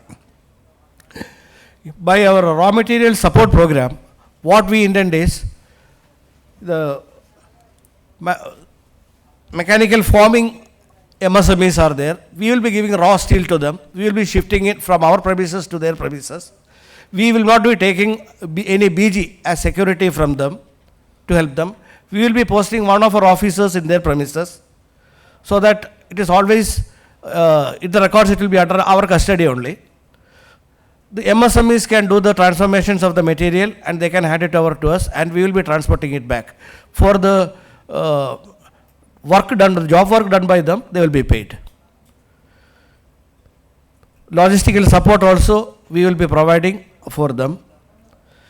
And in future, more and more non-core activities we are planning to outsource to the MSME sector, which right now we are undertaking. And any MSME which is needing our help in maximizing their capacity utilization, the unmet capacities. Of course, those capacities should have a relationship with our business line or with our manufacturing process. In that case, we are always helpful. We offer our help for meeting their unmet capacity by offering more and more work, even if it refers to advanced manufacturing. With this, I would like to end. As any other Indian, I too dream of taking the economy to 5 trillions by 2029.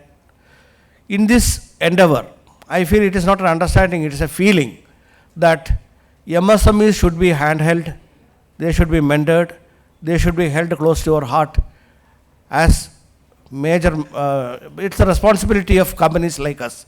And Braithwaite not only pioneered, it will, in future also, this path will be treaded upon for benefit of the MSME community. Thank you.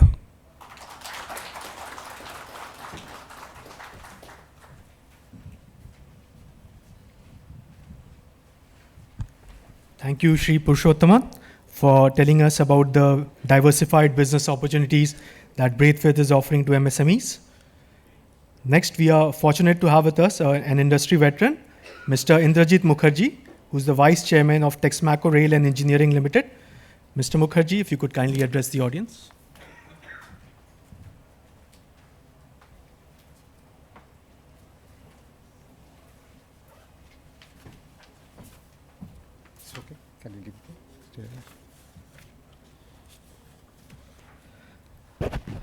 Good afternoon. Shri Rajesh Pandey, IAS Principal Secretary, Government of West Bengal, Mr. Subir Chakravarti, our President of BCCI, Mr. Sanjay Behra, the Chairperson of the Manufacturing and MSME Committee of the Bengal Chamber of Commerce, all the distinguished guests here on dais, and my friends, participants, ladies and gentlemen. I want to thank Bengal Chamber of Commerce for asking me to deliver a keynote address, and particularly after so much of enlightening speeches that we have passed through. So it reminds me of a story told to me by a very famous person, Mr. Pai, who was the founder of the Manipal Group. He told me that he was the president of the Rotary Club International Global, and he was invited to deliver a speech in Japan. And as customary, after many good speeches, he delivered what he thought a very interesting, good speech.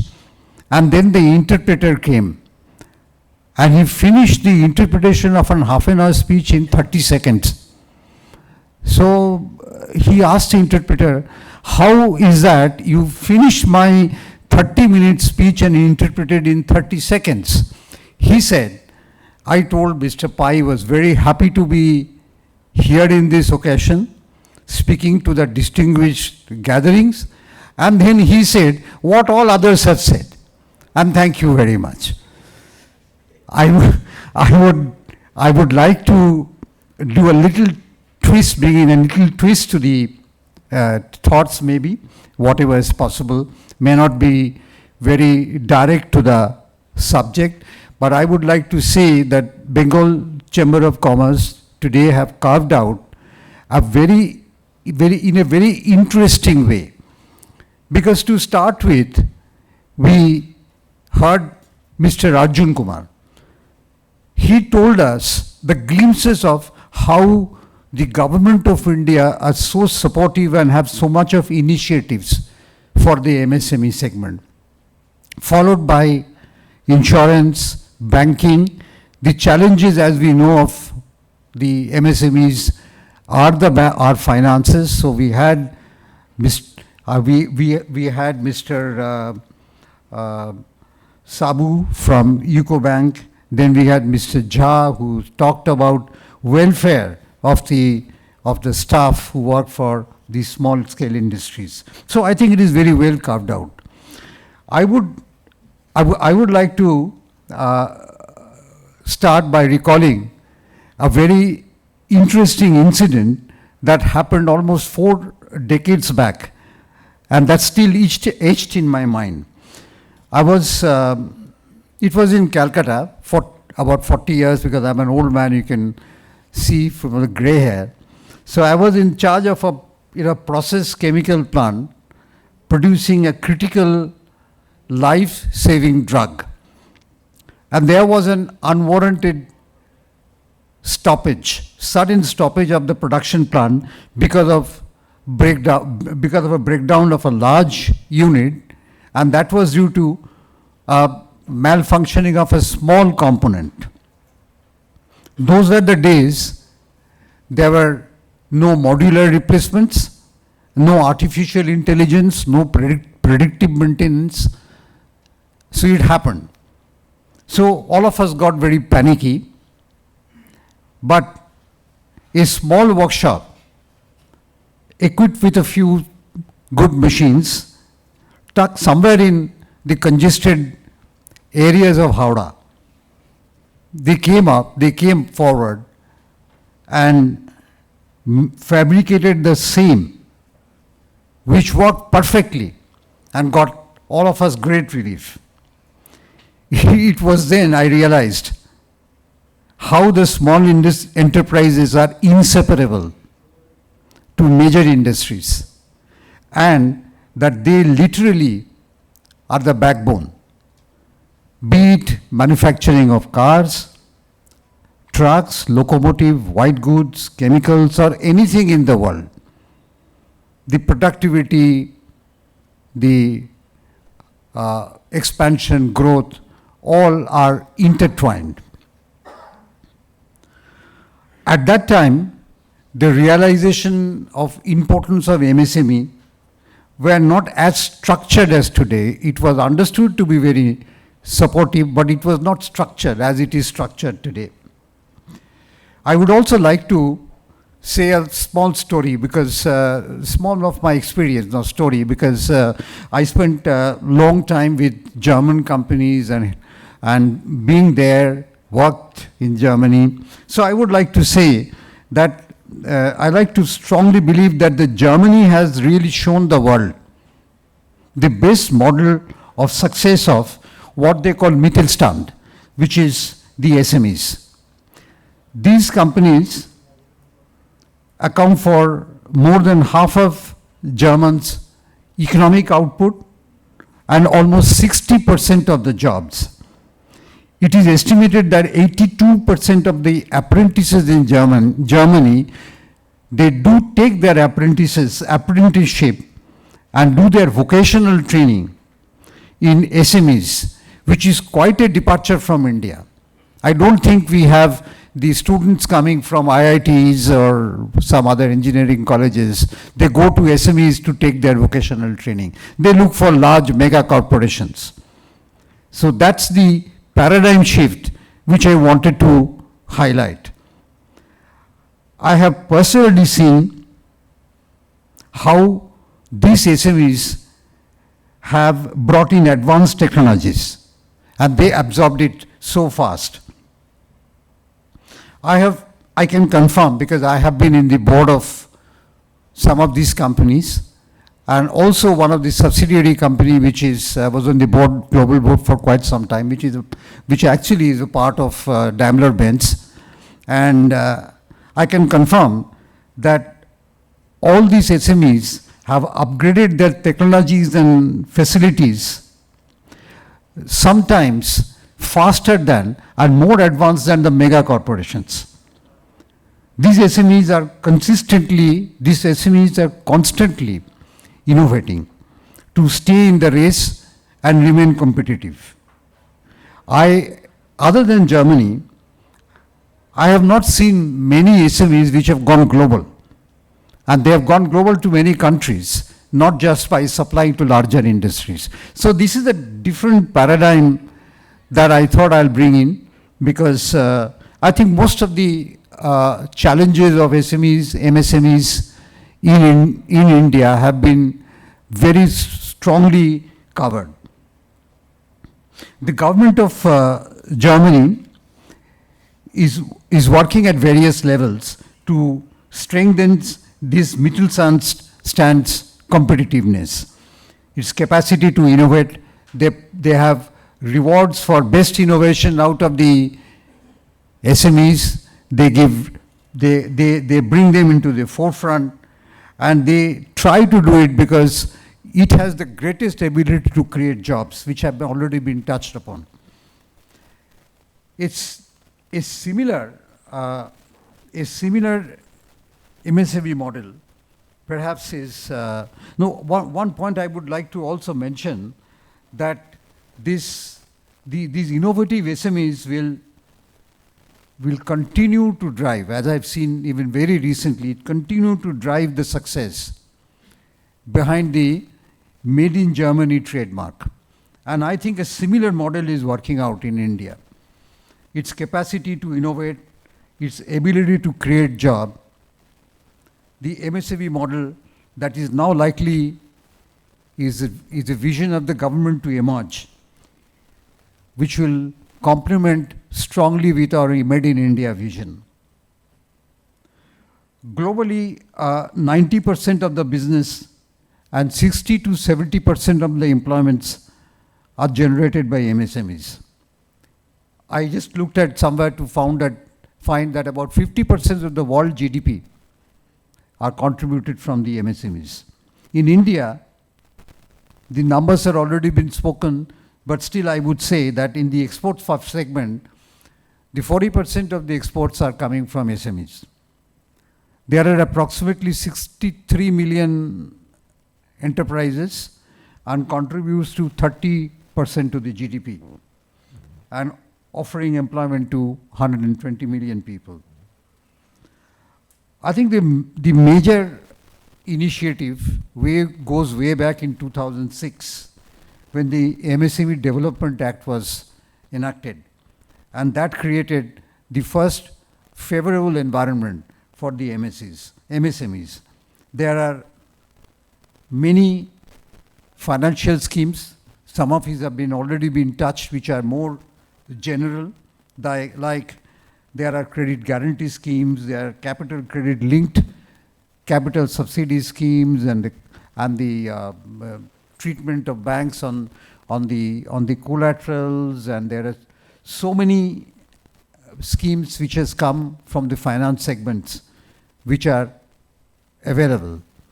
There's one more thing which I think has helped a lot, it is tax structure reforming under the GST regime, which has offered level playing fields for all players, especially for MSMEs who earlier struggled to comply with multiple tax regulations. I think the implementation has been painful. When it came in, it was painful, but I think the objective should make things easier. There comes the opportunities of initiatives and desire for the MSMEs and to excel. And I'm sure the entrepreneurs of the MSMEs would look forward towards excelling. And I think some part of excelling has already been mentioned. I think it was Mr. Sabu who talked of digitization. This is one of the management tools, and there can be many, which I think are time for looking into. Some people are doing it, some are yet to do it. I think it is a reputation that the United Nations they took up this cause for promoting global economic growth, which can be propelled by MSME, and thus the World MSME Day was thought of and created in today's date. In between, I know there have been period of uncertainties, particularly when the pandemic struck us. Thus the World MSME theme was very appropriately last year was resilience and rebuilding. And more appropriately this year, that's in 2023, as the industries are emerging, coming out of its black period, that we are now going in for, the theme is the future ready. And thus one of the topic of deliberations, which is vendor development and capacity building, is extremely fits into this synergistic view. There are many challenges. We talked of Germany, we talked of in global, at a very perspective view, we took if you take a 10,000 feet view, I don't think anyone will disagree the roles of MSMEs. But coming down to ground, there are many challenges, and most of these challenges have been addressed too in today's session. There are the challenges of finance, there are issues of market barriers, regulatory burdens, skill development, lethargy and the incapability to adopt new technology, and maintaining proper working conditions, safety, and environmental standards. I just talked about this industry in Germany. It's a subsidiary company, which is a part of a mega corporation. When I say mega corporation, is a part of a world, the Fortune first 20 companies. And one of the questions I asked one of them is that why you have this subsidiary? And the answer that one of the board members gave me is that I feel the subsidiaries has less shackles around them, and they are more energetic to bring in more innovation than what can be done by the large companies with lots of SOPs and rules on best practices. And another thing is, he mentioned, he said, look at all the startups which have innovated, and they were all MSMEs at one time. And that's how it may be any sector, it may not be a production sector, because I've spent all my life working in Bangalore, and I have seen the software companies, particularly one company I would like to say is Infosys. I've been how they grew up. So it's all the innovations, it's all the business strategies. So I think that's a very important issues which I would say in regard to what we need to look in, rather than all the challenges that in addition to all the challenges that we are facing. Good news is that the government has recognized the challenges, but the other stakeholders in these cycles are the entrepreneurs, all of ourselves, all of yourselves, and the cooperations of the large corporations, which I think very clearly came out through the presentation of Mr. Purushottaman when he talked about the Braithwaite's extending arms. And the model will be successful with the regulatory positive initiatives, government initiatives, and the large companies coming and extending their arms to the MSMEs to improve. The entrepreneurs need to look beyond this and take the fullest advantage to excel in its own areas of operation.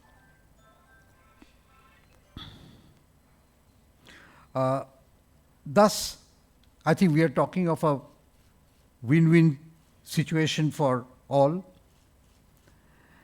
The one area which I think is also very important for the large corporations to come and help, apart from the financials, apart from the opportunity to work together, partnership, etc., is very clearly is the adherence to safety, ensuring safety, social norms, and sustainability.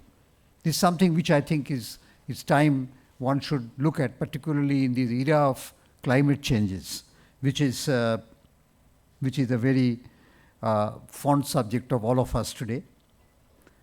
I fondly hope that, like in Germany, as I just gave the example, of course, it's a little bit above the ground level, but the days will soon come in India when a great number of MSMEs will transform themselves from merely vendors to large industries to renowned global supplier.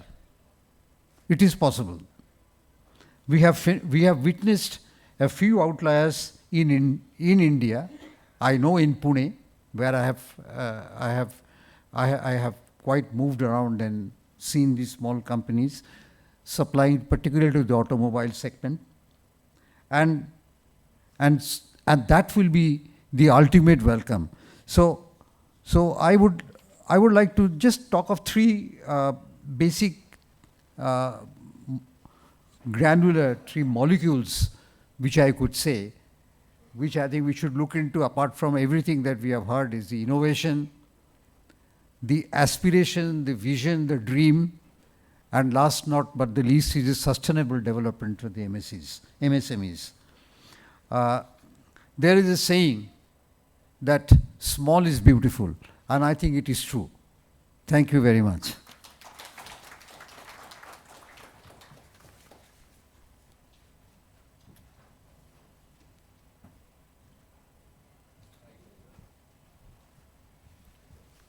Thank you, Mr. Mukherjee, for your unique deliberations and the stories.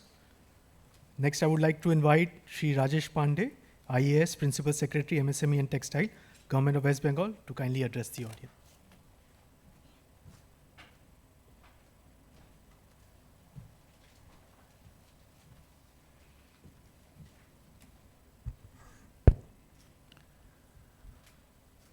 A very good afternoon to all of you. We have on the dais Mr. Subir Chakravarti, President of the Bengal Chamber. We have Mr. Sanjay Behera, Chairperson, Manufacturing and MSME Committee of the Bengal Chamber, Mr. Indrajit Mukherjee, Shri Arjun Kumar, Shri Sabu, Shri Purushottaman, Mr. Jha, ladies and gentlemen. It's a great pleasure for me to be here on this important occasion of the International MSME Day. Since 2017, when the United Nations designated this day as the MSME Day, we have been celebrating it. This year's theme, sustainability for the MSMEs, very, very apt. And why do we celebrate this MSME Day? What do we celebrate? How do we celebrate? And what do we look forward for them, for the country, for the state, and for the citizens of this country? We celebrate the inclusiveness. We celebrate because they are the growth engines of this economy, providing the maximum employment. One of the esteemed speakers mentioned that across the country, close to 95% are the micro units, 4% are small units, and thereafter the balance, whatever is left, is divided between the medium and the large industries.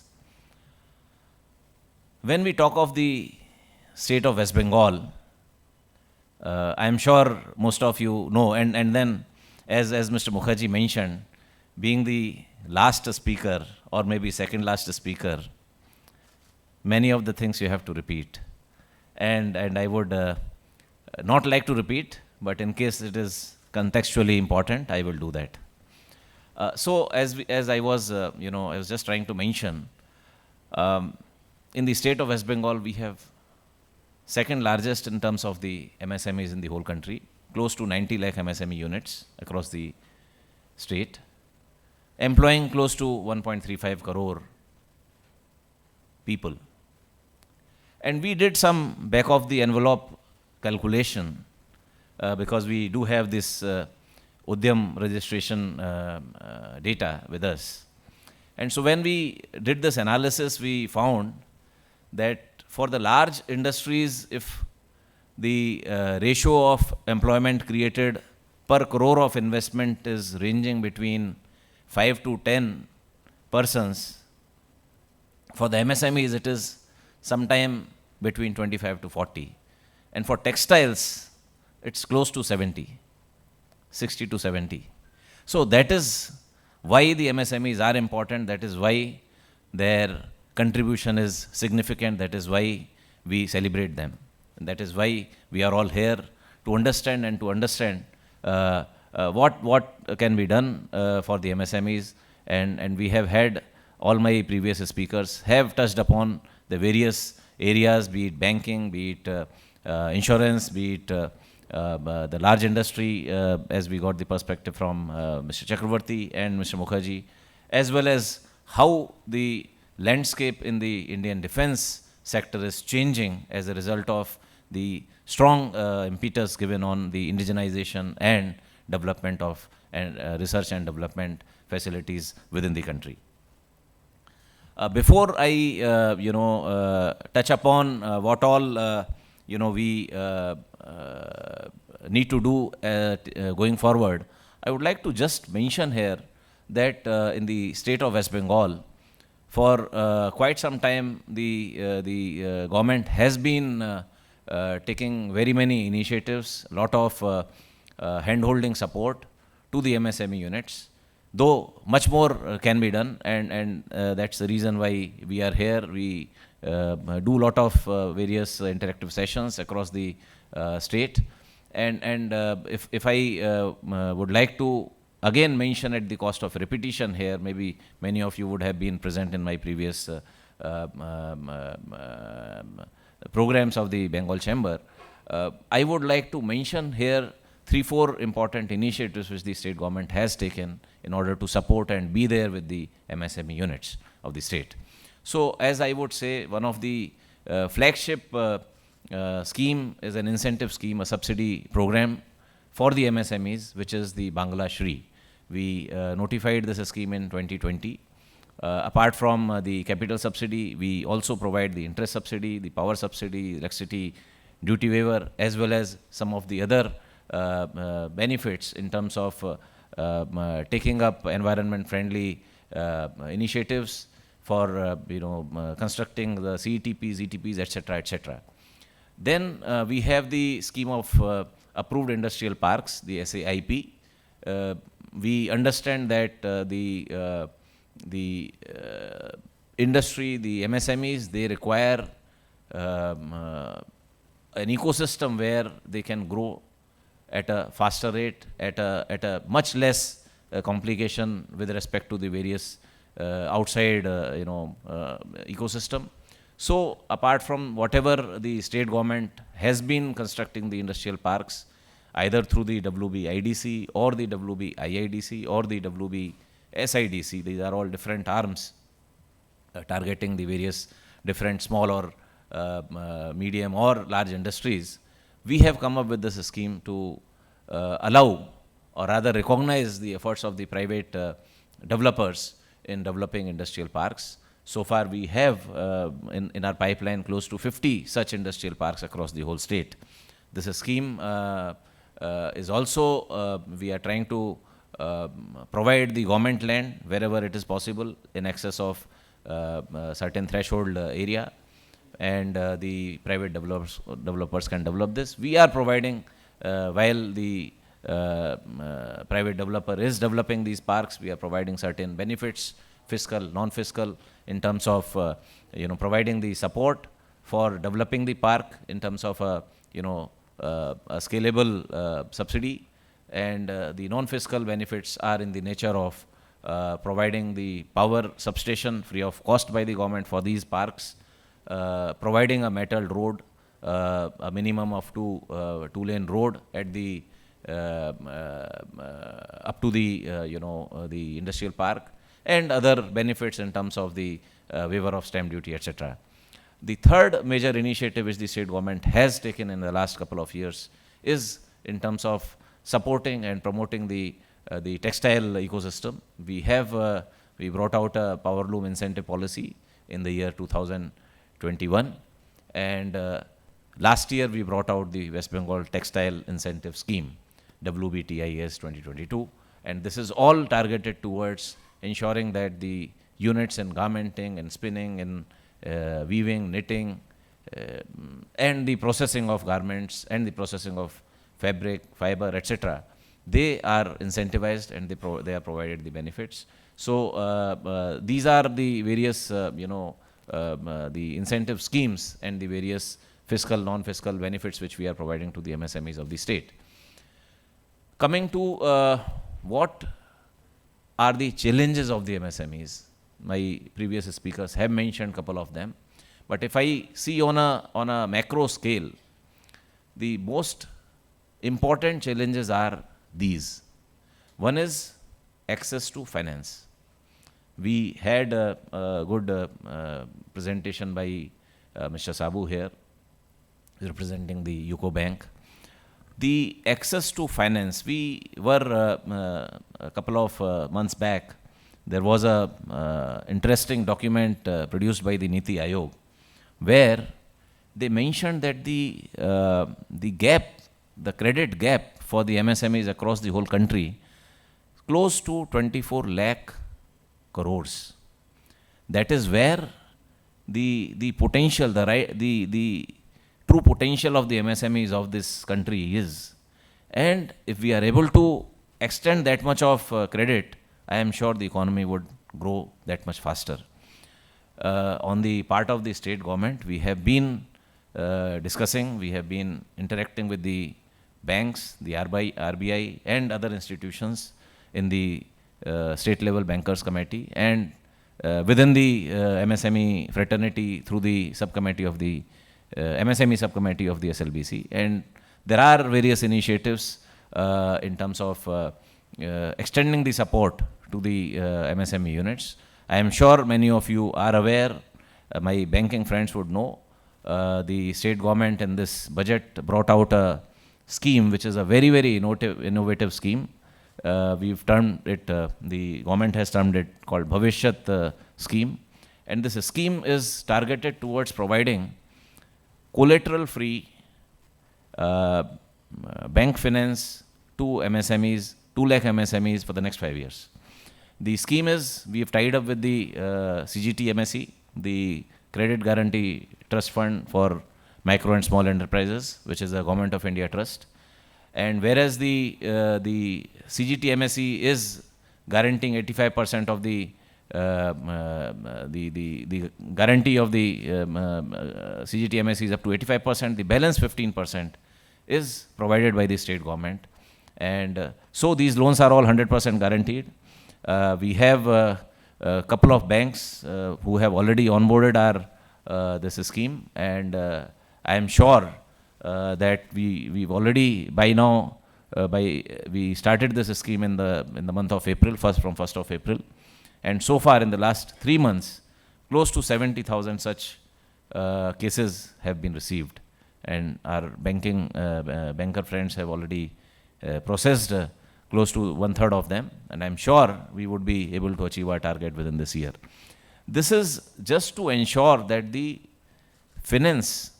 access to credit is available to the banks. And these are all means to ensure that the requirement of the MSMEs, the requirement of the entrepreneurs in the state, it is also somehow or the other supported from the initiative of the government.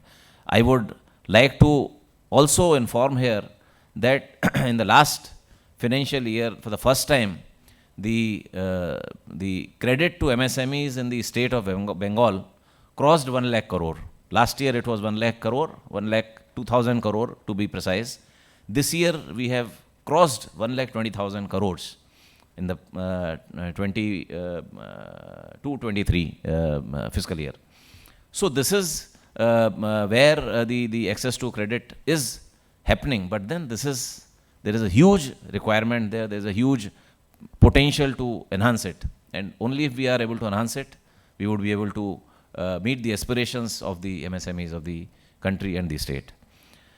The second major issue is the technology. I was going through the presentation by Dr. Kumar. It's a very wonderful initiative. We have also been trying to build a network with the Science and Technology Entrepreneurship Park in IIT Kharagpur, with the Jadavpur University, and similar other organizations. And I am sure we can have some collaboration with DRDO also, in case there are any such units who are likely to come here and who are in the process of going and adopting the indigenous technology for the defense areas. The other major issue which the MSMEs face is the regulatory challenge. Doing business is not easy, and government is, because of its various regulations, various processes, various licenses, various permissions, etc., lot of time, lot of energy, lot of money gets consumed in that. For the last couple of years, the state government has been taking up a lot of initiatives for providing the ease of doing business. More than 150 online services have been introduced by the state government in the last 3-4 years. We have revamped our online single window system called Shilp Sathi.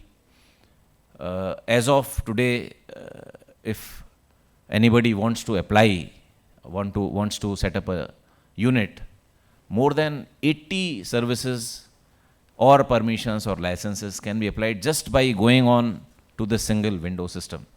Single sign-on just a common application form will come for all these 80, or fewer services if somebody wants to apply. And the application will move parallelly to all these different regulators.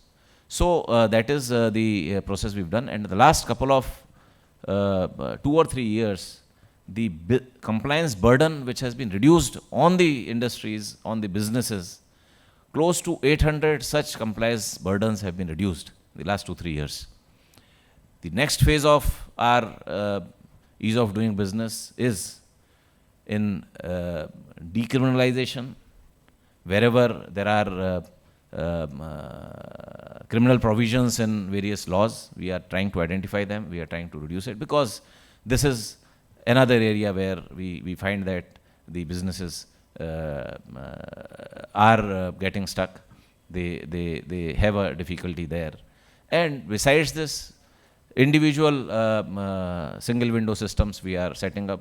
Let's say for the tourism industry, we have set up a single window, separate single window system within the Shilp Sathi, just to ensure that the MSMEs and the units, they don't have to go to multiple offices. They don't, at a single stop, they can apply for all these services. In order to support innovation, the state government is coming up with a startup policy. We had a policy, it lapsed, and now we are coming up with a startup policy. And I am sure with the support from the various dovetailing of the various schemes which the Government of India has, even DRDO has this scheme, Technology Facilitation Scheme, TDF, we can support these initiatives as far as the state is concerned. Mr. Chakravarti mentioned about legislative gap in order to support vendor development and for the MSMEs, for the micro and small units. It's a very good suggestion.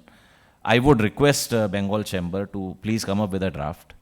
Though I am not sure if any other state has done it, but there is no harm, we can discuss it. And even if we are not able to come up with a government directive, we can certainly work out some kind of a network, or some kind of a initiative with between the government and the industry, and industry to industry initiative, so that this can be taken forward. We have been working towards providing the necessary support to the local MSMEs as far as the indigenized defense procurement is there. We did an event last year in collaboration with the CII. The Army Commander here was the chief guest in that event. I am so happy that DRDO has been handholding all these units across the whole country. And I would request the Bengal Chamber to please arrange a specific session, separate session only on this, because more than 300 such items have been in various lists announced by the Ministry of Defense for reserved for the indigenous units. And with the kind of enthusiasm and the kind of skill set which the Bengal units have in terms of engineering or fabrication, etc., where even when Mr. Purushottamam was mentioning about how they are handholding the local MSME units in fabrication, etc., I am sure this is an area where the Bengal units can really contribute a lot in terms of filling that gap. So I would like to stop here. I think we've had a wonderful discussion. I thank the Bengal Chamber for organizing this event. I thank and wish all the MSMEs here the very best. I am sure we are all here. We are all here to support you. We are all here to listen to you. And together, I am sure we would be able to prosper and do good. Thank you all. Have a nice day.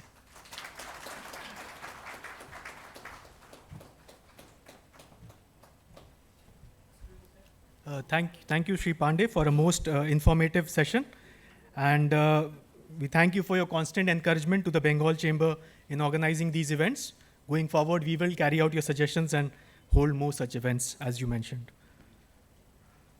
Now I would request Mr. Sanjay Behra, Chairperson, Manufacturing and MSME Committee of the Bengal Chamber and Chief Sales Manager, Tata Steel, to kindly present mementos to our distinguished guests. To Shri Rajesh Pandey,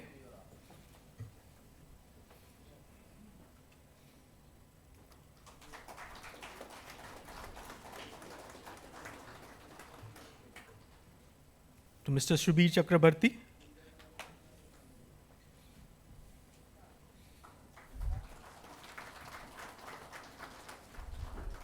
to Shri Arjun Kumar,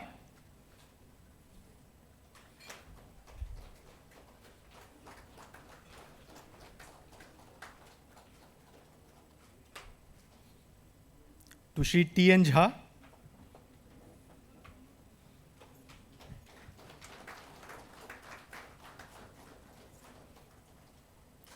to Shri Rajendra Kumar Sabu,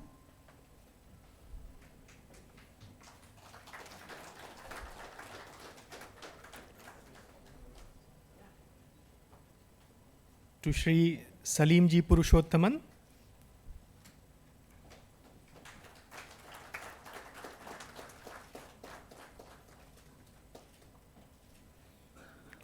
to Mr. Indrajit Mukherjee.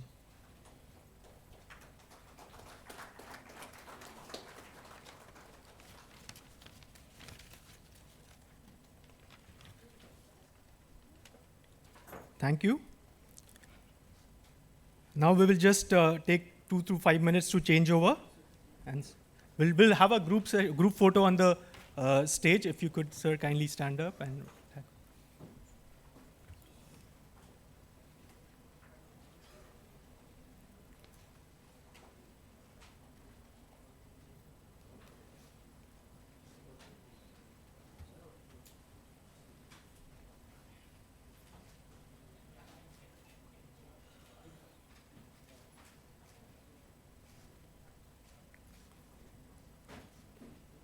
Thank you. Thank you very much.